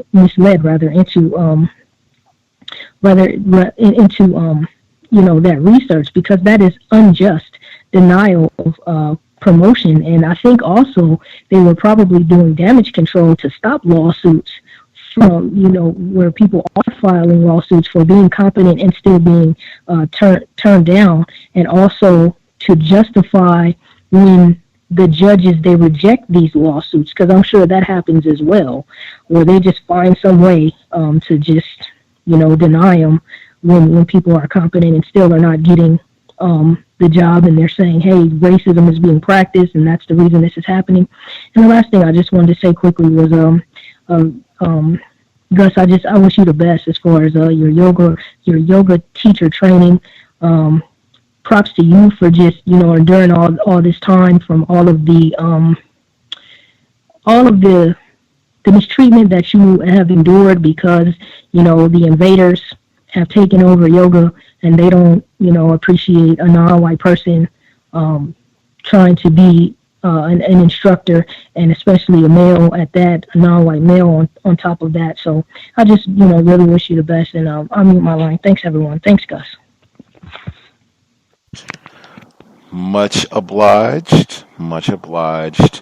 Hopefully we will get through the last 2 days safely as possible, and certification in hand, move forward. Other folks who dialed in, if you have commentary, folks that we've missed completely, line should be open. Proceed. May I be heard? Greetings, Red in Nevada. Hello, everyone. Thank you for taking my call. A couple of things, actually. Something have recently happened at the plantation, at my current plantation, and it kind of goes against definitely goes against the segment played last week about opening up to people, kind of being more friendly, because then you kind of get deceived, or a victim can kind of get deceived into thinking they can joke around with a suspected racist. And that it actually happened at the plantation. A victim had joked around, I guess, with a white person, and white person felt like it wasn't a joke, and the end result was the victim being fired. So the victim didn't take it well, and we all had like a little meeting about that. But it definitely goes against the whole, you can open up to people, or maybe opening up isn't quite joking around, but kind of when I think of opening up, you're telling people, personal stories, stuff like that, and maybe some jokes are involved. So that happened, and actually, I know I've been speaking a lot recently about just the constant moving of where I currently work, like the workstation that I'm assigned to.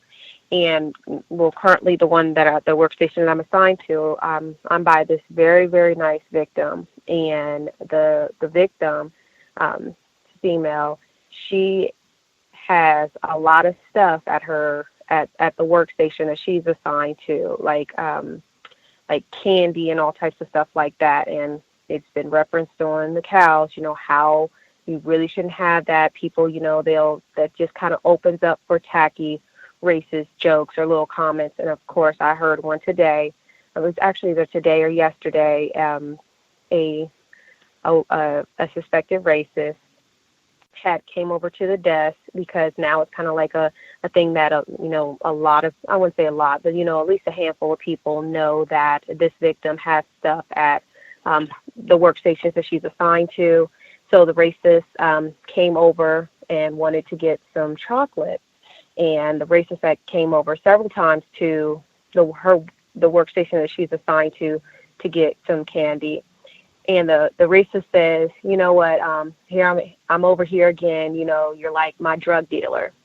So I'm like, a great example of why you should not have, stuff at your desk, even if, you're really nice. It's, being at work, it's not the time to, really be nice, at least from my opinion.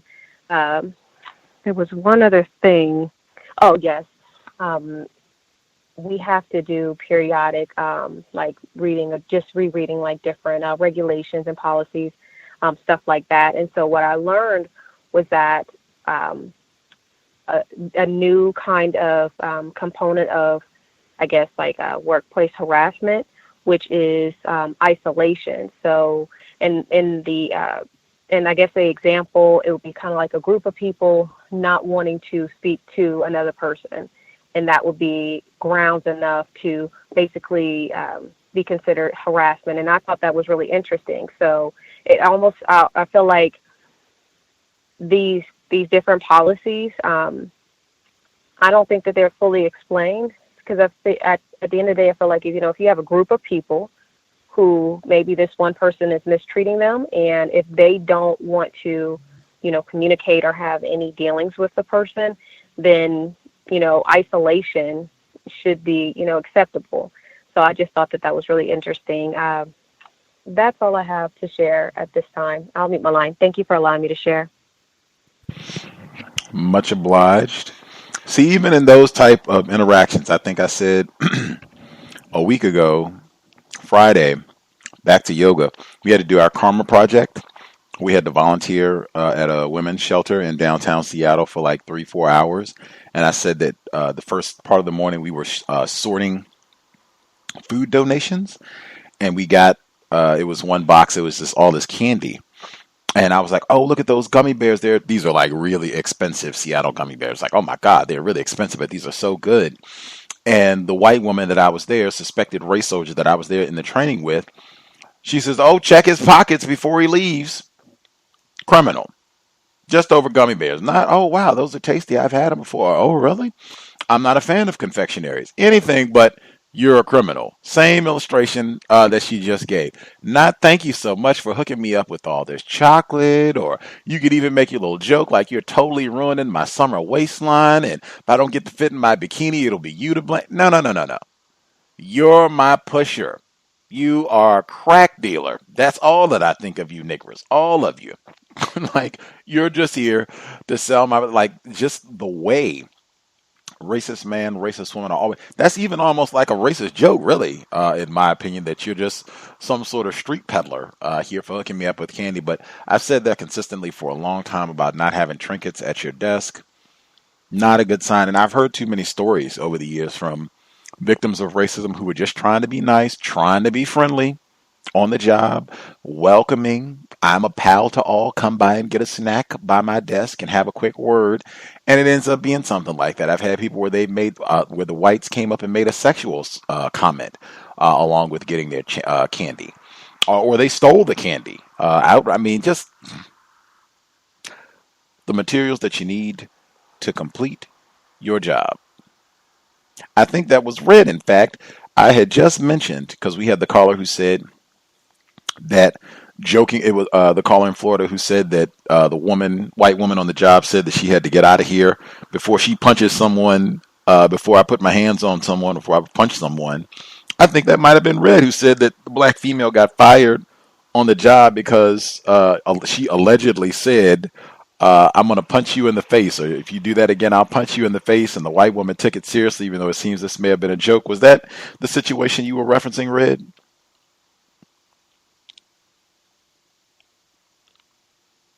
Yes, that was it. Got it. Yeah, that just happened last week where, we were saying not to joke around on the job, and conversely that whites, that they can, make all of these type of outlandish statements and no big deal. Moving on, having another cup of coffee. Other folks that we've not heard from at all, if you have suggestions on what's been shared or if you have your own situation, line should be open. I still feel like I didn't hear too many questions. That might mean that a lot of people do not have questions prepared that they ask on the job. I've also said for years that we should all be asking about the sexual harassment policy. What is your policy for dealing with any sort of unwanted? All of us, that should be at least one question that we ask on a job situation. Are there other folks that we've not heard from at all?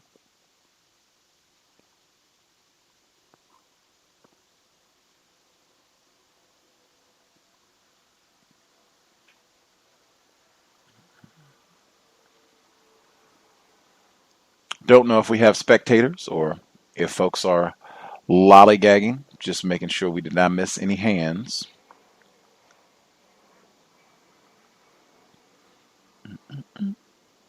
I will assume we nabbed everybody. Did we miss any of the folks who had additional comments, questions that stood out?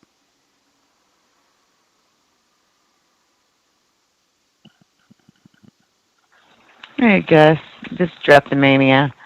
I wanted to talk to the question about when you asked the question about had just you ever been ever had the race soldier get upset when you ask questions on the job. Well, I have an experience with that.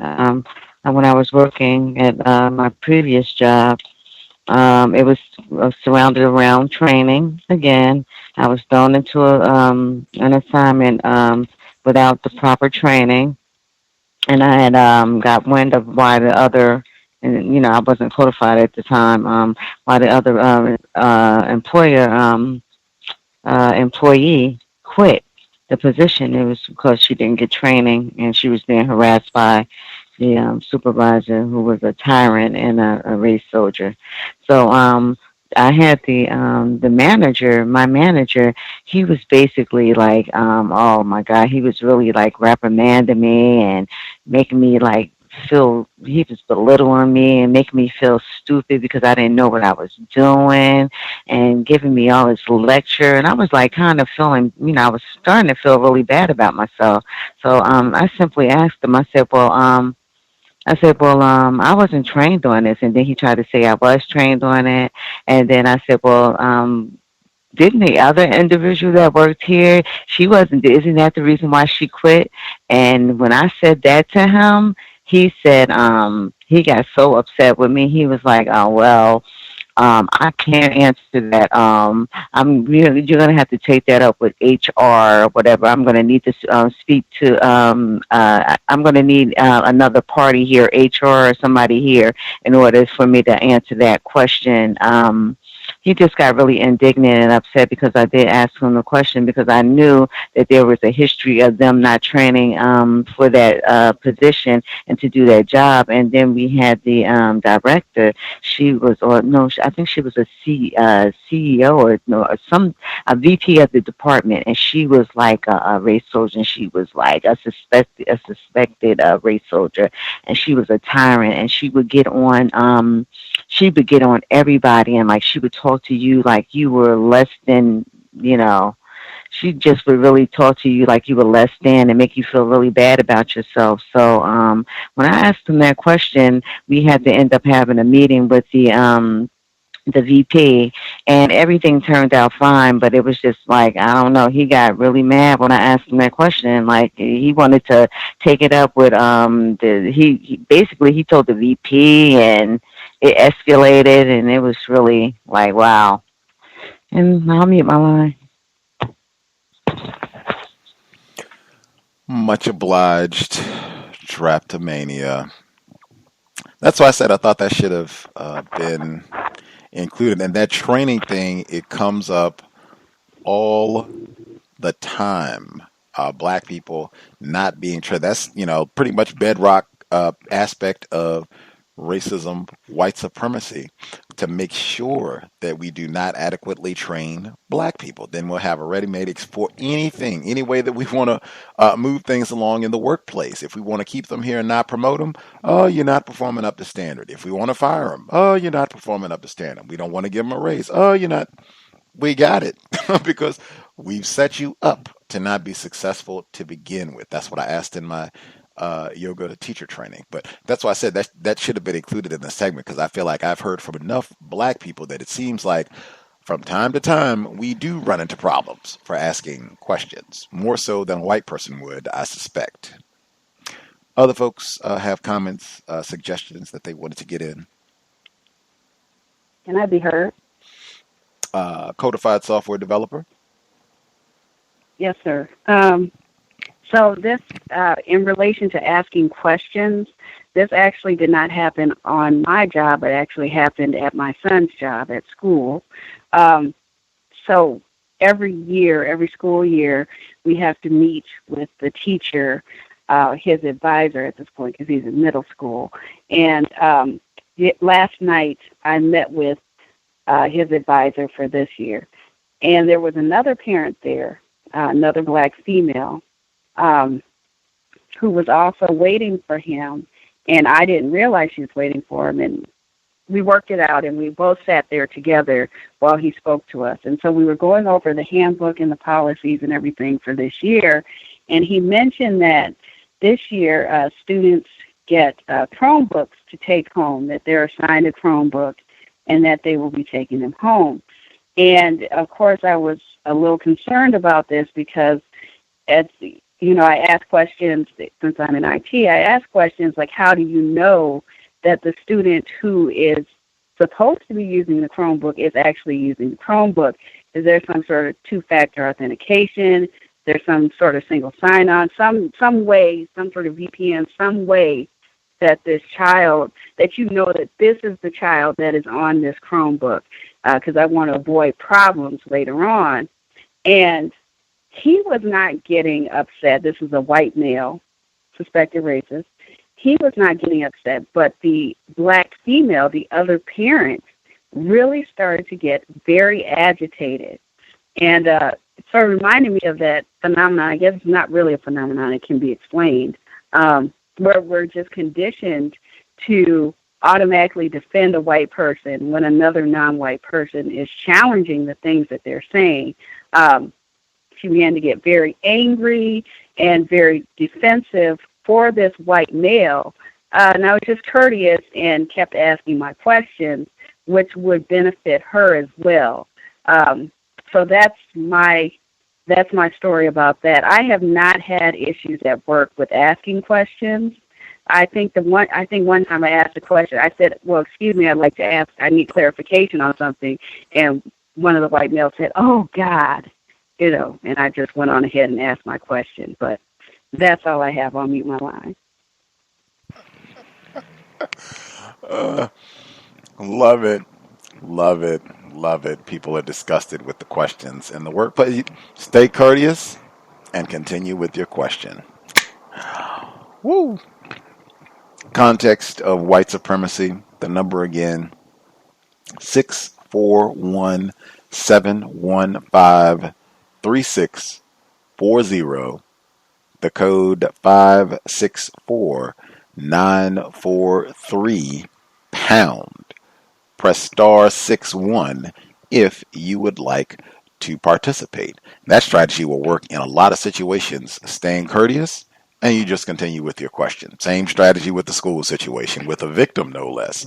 Stay courteous, especially courteous with a victim, and you continue with your question. And I do not know, I'm not aware of a term that anyone has coined for that, although I've certainly experienced it myself.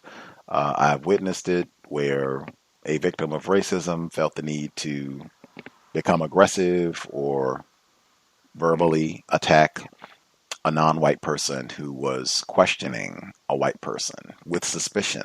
Like, I've endured that many times. That is unfortunate. That's, a part of our brain trashing, but you stay courteous and you stay codified as you ask your questions of the white person.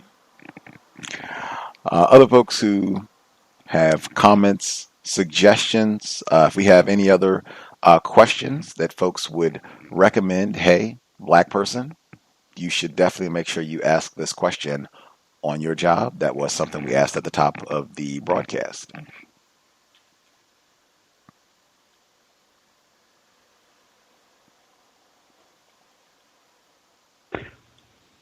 Good evening. Can I be heard? Can I be heard? Mm.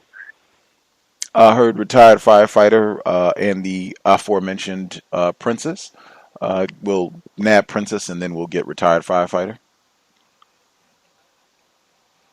You can go first. Thank you. I was just going to state with the behavior that I think the last caller was mentioning about the non-white person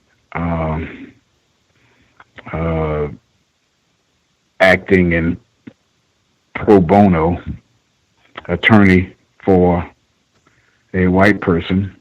I would recommend and suggest that that's actually is unfortunately common behavior. If one of the results of the system of racism, white supremacy. I also have experienced it myself in many different circumstances on the job. One in particular that comes to my mind was,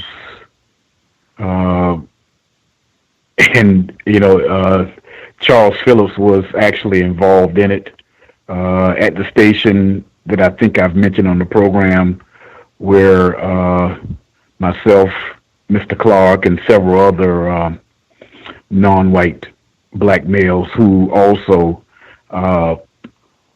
was active on the behalf of attempting to solve the problem, or at least make it known to non-white people off duty. We actually did it all together at a fire station on a shift. And so it was a continuous, it wasn't unusual for the administration would come to the station, basically to hold meetings with us at the station. And on this one particular occasion, as I mentioned, at that time he was with the administrative staff, Charles Phillips, but he wasn't the director yet. But they did send him, and not speaking about Charles, but it was another non-white black person who was representing, he was actually representing the union, non-white black male that I knew. Unfortunately, he was in a sexual relationship with a white female that produced several children. And I basically was speaking on the behalf of myself and two other non-white black males about the activities that the fire department actually, I in my opinion, purposely sent this racist white person to be in the lieutenant's position. And every shift, we were getting into problems with this person, and it came down to having this quote unquote big meeting. And he would mention about some sort of incident, and I would come up with something else to oppose what he was saying. And that went on for about 20 or 30 minutes. And the black male, basically spoke basically spoke on his behalf, not so much directly, but indirectly, basically telling me to, I'm trying to think of the metaphor, hold up or something like that, ease up, something like that. He basically was saying, and I basically, as polite as I possibly could, mentioned to him that. First, I asked the question, what are you here for? Which I didn't understand on why he was at the meeting. And, dealt with that issue for a brief time and then went back to what I was doing. Eventually, it worked out. Everything worked out. But that's a normal behavior, unfortunately, that we have, because in our confusion, a lot of us are so thankful that we're employed, and we suspect that it's primarily because white people allow us to be employed, which has some truth to it, but kind of like in the wrong context. If from my analysis of it. And just wanted to mention that's common. I would say, based on what I've been hearing so far, is to continue to, when you're not at your job, just come up with some plans, some ideas that can basically assist you when you're at work on making your day as constructive and healthy as possible. Never take it for granted. And as far as questions, I heard questions on how important that is. It is very important. I think it should be no limit to the amount of questions that you should be asking. And just like what it suggests is in Mr. Fuller's book, where he has hundreds of questions, I think that's something that we all can do also, is to, take some time when you're not working and just write some questions down on what you think would be constructive to ask your employer, on the job, on a daily basis. And, and of course, record, meaning write down what the answers are. So you'll have a record of that, as far as that's concerned. So if the instance comes up again, that you will already be prepared for what to say and what to do. And that's what I have so far. Thank you. Preparation. I think that was mentioned in the audio segment from the Harvard Business Review that we started the segment off with. Preparation. That should be a central aspect of counter-racist codification, being prepared. That way we are not surprised when we experience white terrorism. Stacy in the UK, was that you jingling?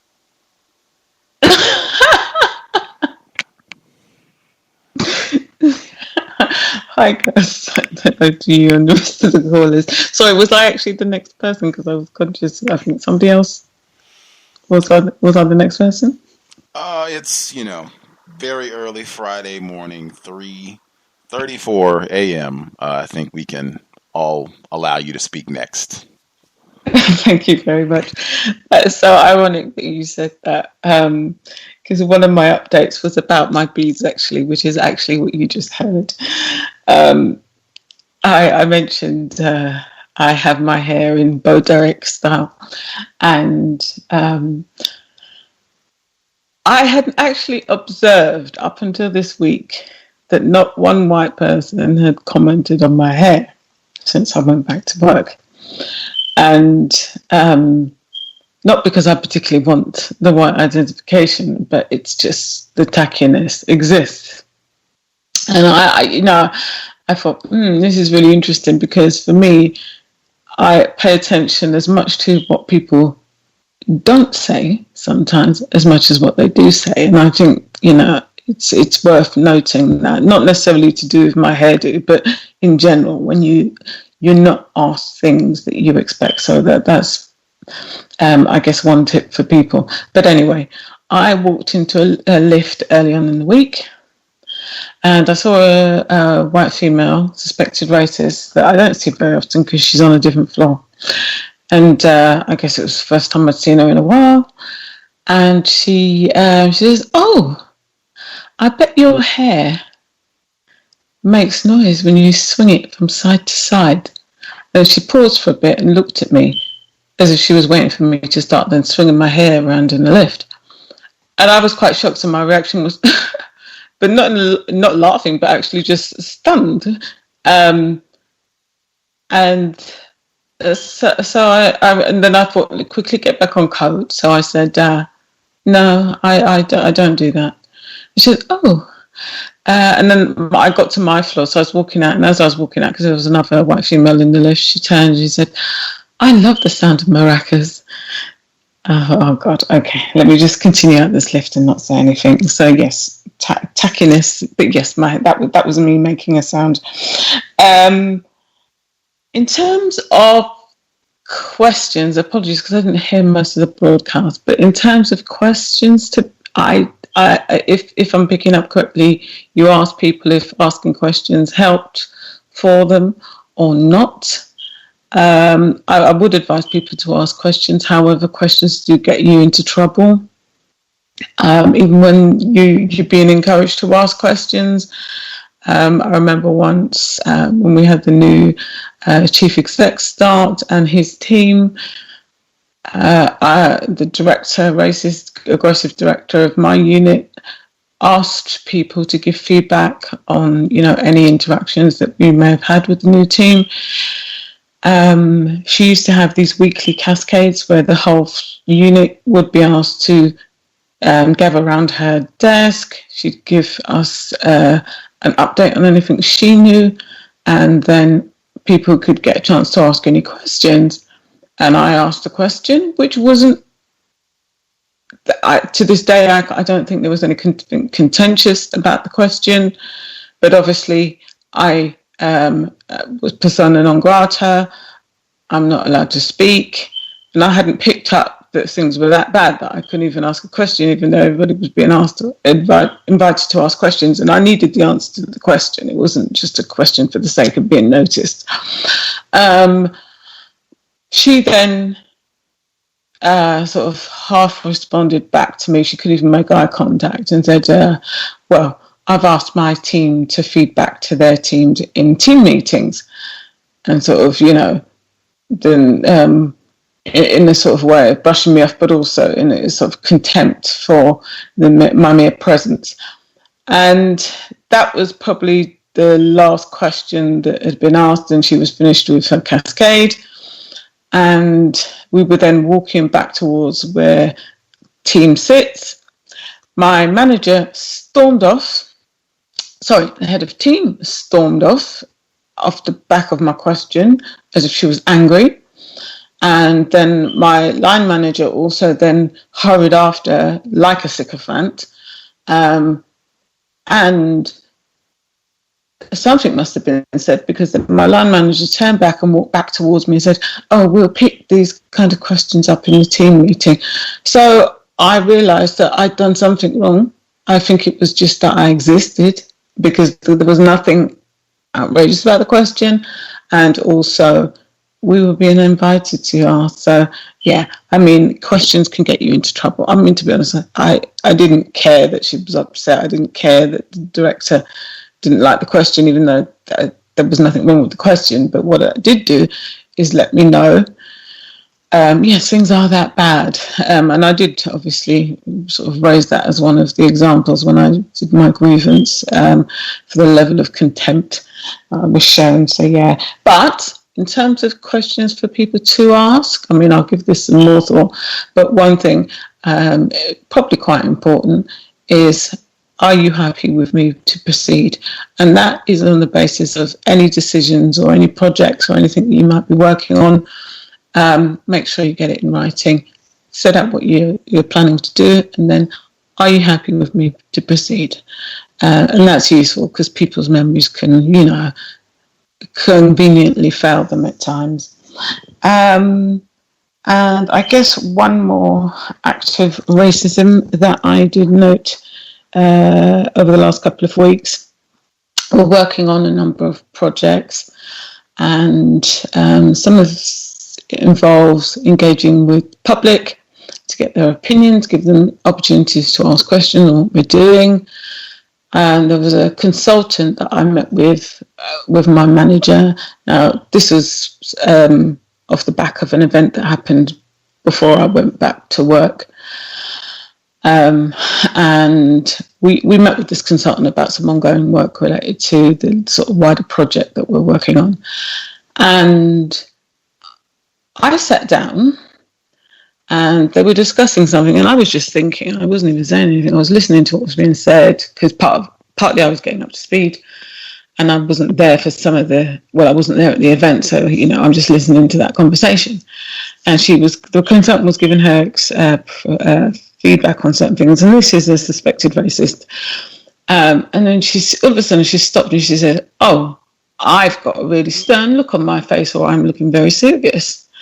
And I said, "No, I'm just thinking and listening," and let her carry on. And she seemed to be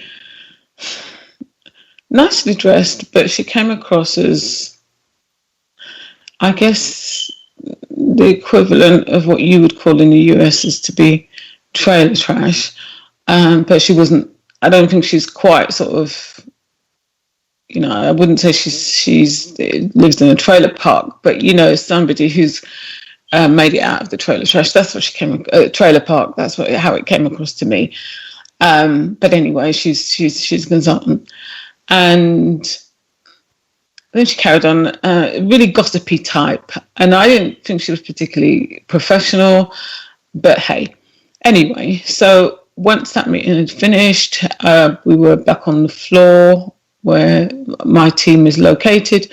My manager came up to me at the end of that meeting and sort of had a brief conversation about it. And, she asked me what I thought of this particular person. So, I'm careful. I kind of stay on code. I said, "Oh, she seems fine. It seems like they've got a lot of work on them, and, whether or not they could actually pick up what we're being asked to do."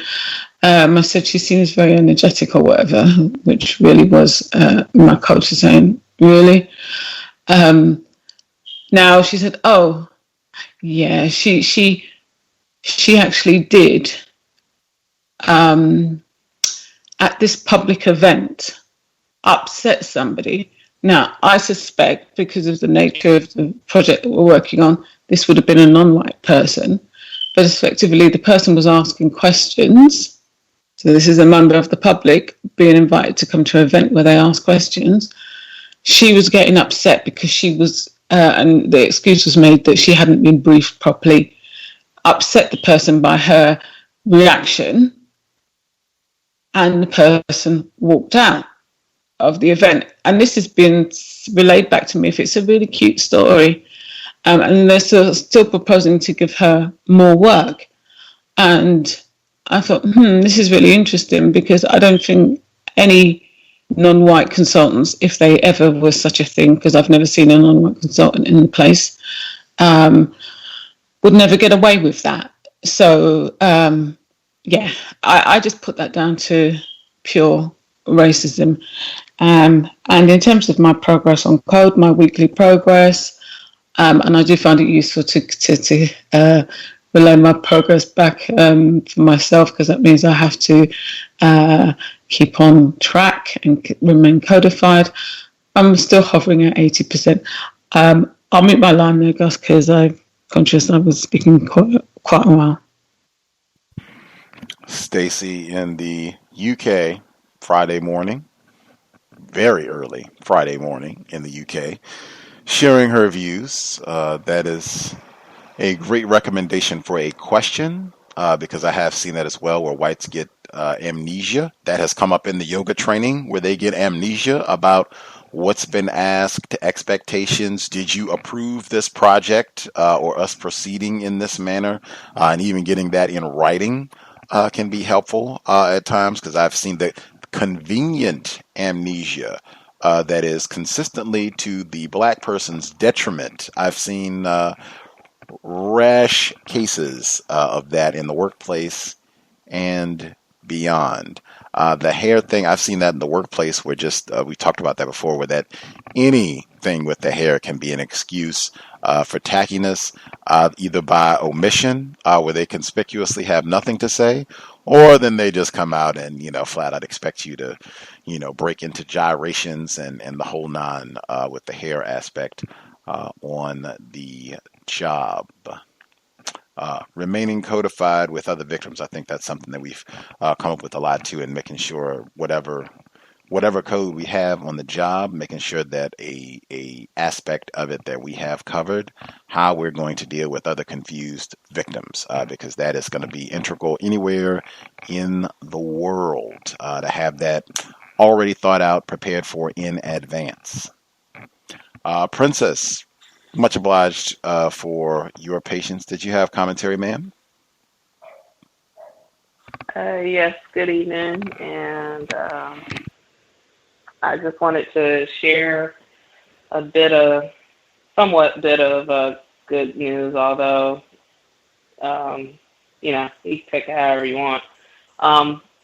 I had just learned the other day when I had came into work, the district manager over our region, he came to visit our location and was speaking with the store manager. And as I had just clocked in and got into the office and was getting ready to do my paperwork and get ready for my shift for the evening, he started up a conversation with me. I was already upset about an incident that had happened over the weekend with the assistant store manager, who is a non-white, non-black East Indian male.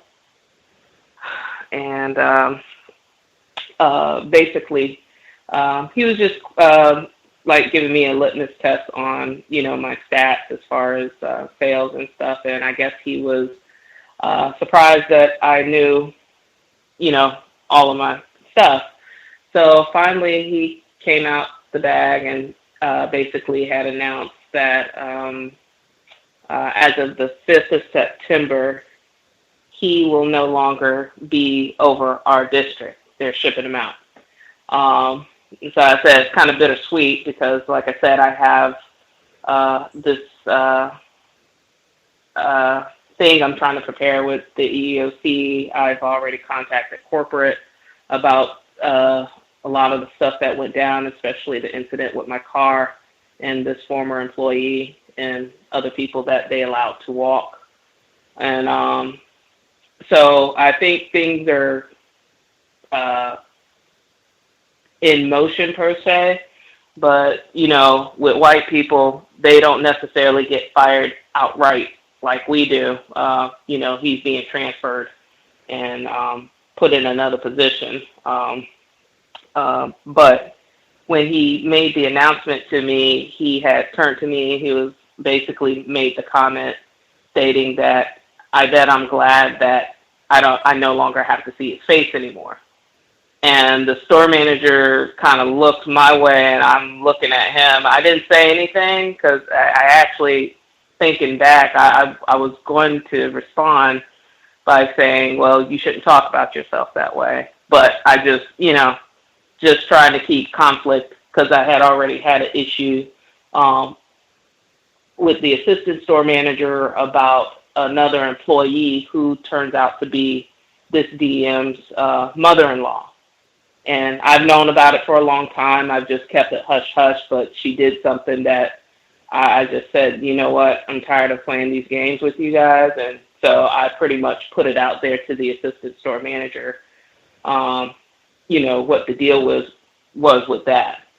Whether that had anything to do with it and it got back to corporate, I can't say. But it was part of the paperwork that I did include to the EEOC about, the situation between him and her. And we did have an incident, like I said, over the weekend where last weekend where I was scheduled to open the store, but I refused to open the store because the assistant store manager, since I've been at that store, he's never been able to make a schedule correctly. It's always been damage control. We've had meetings about this. It's been an ongoing issue and stuff like that. And the week before that, we had an incident where someone was a no-call, no-show and left the manager on duty alone at the store upon opening. And within 10 minutes, we got robbed. So, in hindsight of that following weekend when it was my turn to open, I basically gave them an ultimatum. Either you get someone there or, I'll be there, but I will not open the store because I quoted policy. You're supposed to have two people, somebody running the front end of the store as well as a manager and two people closing. So basically I spent an hour going back and forth with my store manager, and he was pretty much assuring me somebody was going to be there. I knew he wasn't going to be there. So apparently he must have had some words with the assistant store manager, and he wound up having to come in to open the store, even though he had to come back a few hours later to wind up doing his shift. So off the tail end of that, he was already upset with that. And, but just, just tacky behavior, just continuing. But I've been keeping my documentation. I would say, as far as dealing with the overall investigation, I've just made sure that even though people say that they're willing to help or bear witness to anything, I don't necessarily go out of my way and sharing certain details about what I've included in the report, or, even when I sense off certain things, I've just been kind of keeping an eye on, things that have been changing throughout the district. And I know my former manager, when I got transferred from New Orleans, he wound up getting fired a few months back. So that was a sign right there. So, I'm just waiting to see what happens. So. Much obliged. Princess, great job using policy and procedure. Talked about that earlier in the program. To really be a stickler, as they say, about policy and procedure. If what your handbook says is that two employees are supposed to be here to open the store, then that's what we should be adhering to. Unless there's been an update to policy and procedure. Has there been? Question. Oh, okay. It's supposed to be two. Well, then there should be two people here to open the store. And even an hour. Are we spending an hour to get me to violate policy and procedure? Another question. But great job sticking to policy. That's, I encourage that on a regular basis. Know the policy and procedure forwards, backwards, know it as well, or as that's the goal, to know it as well as the race soldiers on your job. And anytime, I think a lot of times it happens on the job and in other situations where whites will try to bait us. Anytime, it could be other non-white people too, but especially whites, where they come into, oh man, I know you're going to be tired of seeing my face. And oh man, that sort of thing. I would not stoop to their level at all. Even if it's a non-white person and they make a comment like that in a workplace setting, I would not return with anything other than it would be super courteous. If I couldn't be super courteous and polite and, I wish you the best and, tremendous success in your new endeavor. Hopefully you'll get lots of raises and it'll be great. If you can't say something constructive and courteous, it wouldn't be anything at all. But I certainly, even if I couldn't stand the person, I would not take that big, because that sort of thing, they could use that to say, oh man, I didn't think that was constructive at all. You were really rude when Susan was leaving at her goodbye party, and I just didn't think that was in good team spirit and spirit of camaraderie when it's time for you to get a raise or promotion. or what have you. I wouldn't stoop to that bait at all. Last few moments. Did anybody else have final question, suggestion they wanted to make sure they share before we get ready to wrap things up? Have you heard? Have you heard? I heard Ivy and Red in Nevada. Let's see. We'll do Ivy first. Rick, go first, Rick. Aw, I wasn't ready to go, but okay. I just wanted to quickly say that, what the codified software developer shared about, I believe, someone on staff or something like that with her son at his school.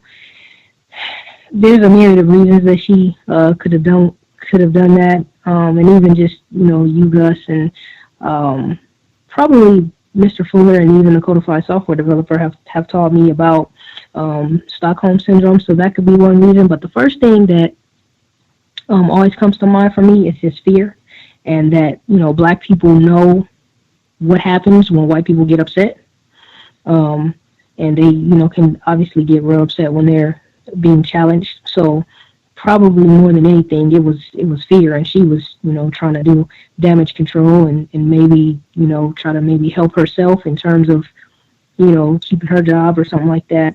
I wanted to say also to Princess, it seems like over the years she's just shown a tremendous amount of competence, like what you were saying, Gus, in terms of her knowing her policy and procedure, because she's had a lot of problems on the job, and she has been transferred maybe even more than once. And I think that just the things that she has shared over the years, of the questions that she's asked, the ways that she has responded, the times when she brought up policy and procedure and things of that nature. And I think she's even in a supervisory position, that if she had not been codified in those ways, I think that she would have been fired, especially by her being black, or at least I think she's black. And I want to say also real quick to the codified software developer that was just amazing black self-respect, to continue to be courteous to the victim and not be and not tear her down for being more confused. And you've always shown that you are very serious about that, about trying not to just to minimize conflict with confused people and with other victims, to not be so quick to report them or talk bad about them or anything like that. You just always seem like you handle them in a codified manner, and that's all I had. And thanks, Red, and thanks, Gus. I'll mute my line. Much obliged, Ivy. Red in Nevada.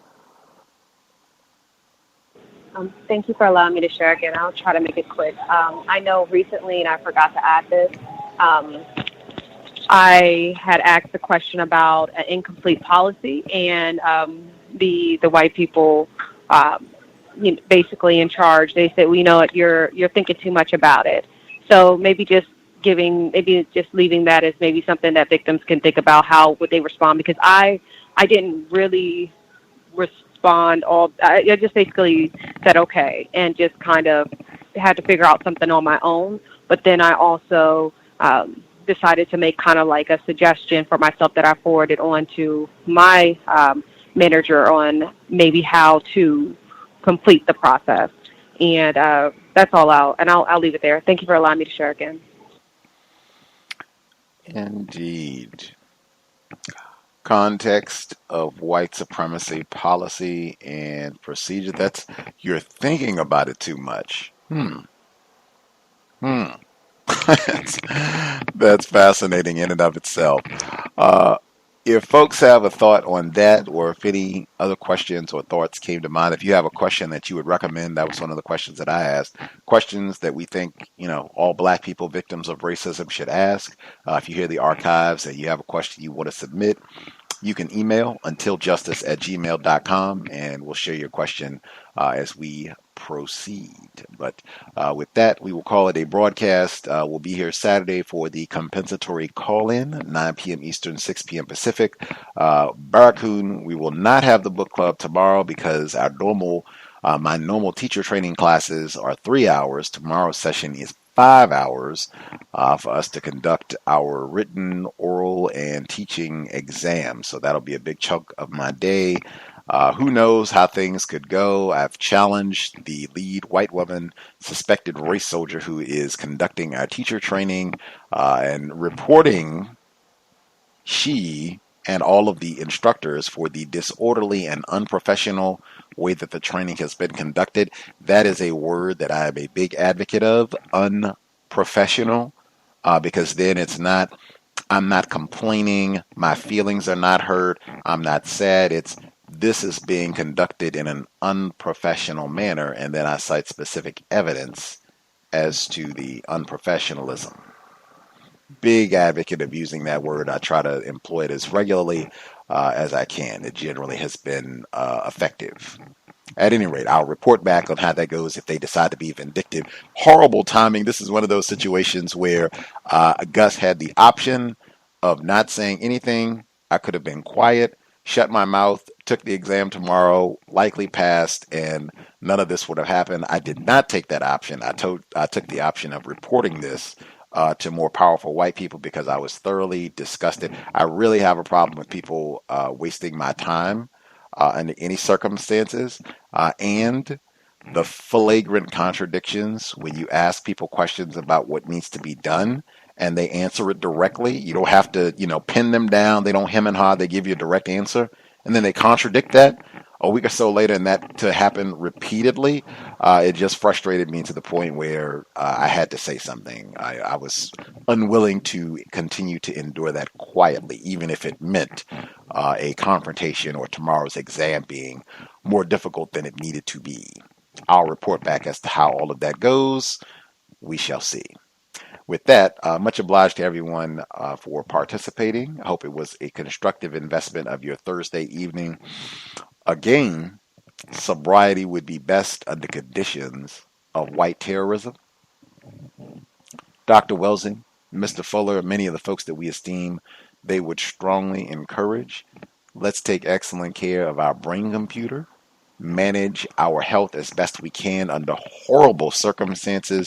Let's leave all of white's narcotics and poisons alone. Our brain computers are needed to crank out new solutions, new concepts to bring about a permanent solution to the problem, whites. In addition to being sober, even while we are out frolicking for the weekend, let's be buckled up each and every time we are in a vehicle, driver, or passenger. Let us do all we can to minimize contact with race soldiers, badge or no. That said, Creator, we ask that you help us remain patient with other black people, victims of white supremacy. We ask that you help us remain patient with ourselves. Remind us to demonstrate the highest levels of black self-respect at all times, in all places, each and every time we are in contact with another black person. It has been time. Replace white supremacy with justice immediately. C.O.W.S signing out. Thanks all for tuning in. Nigga, you so brainwashed. I'm a victim, brother. Problem. You're a victim. I'm a victim of 400 years of conditioning. Shut up. The man has programmed my conditioning. Even my conditioning has been conditioned.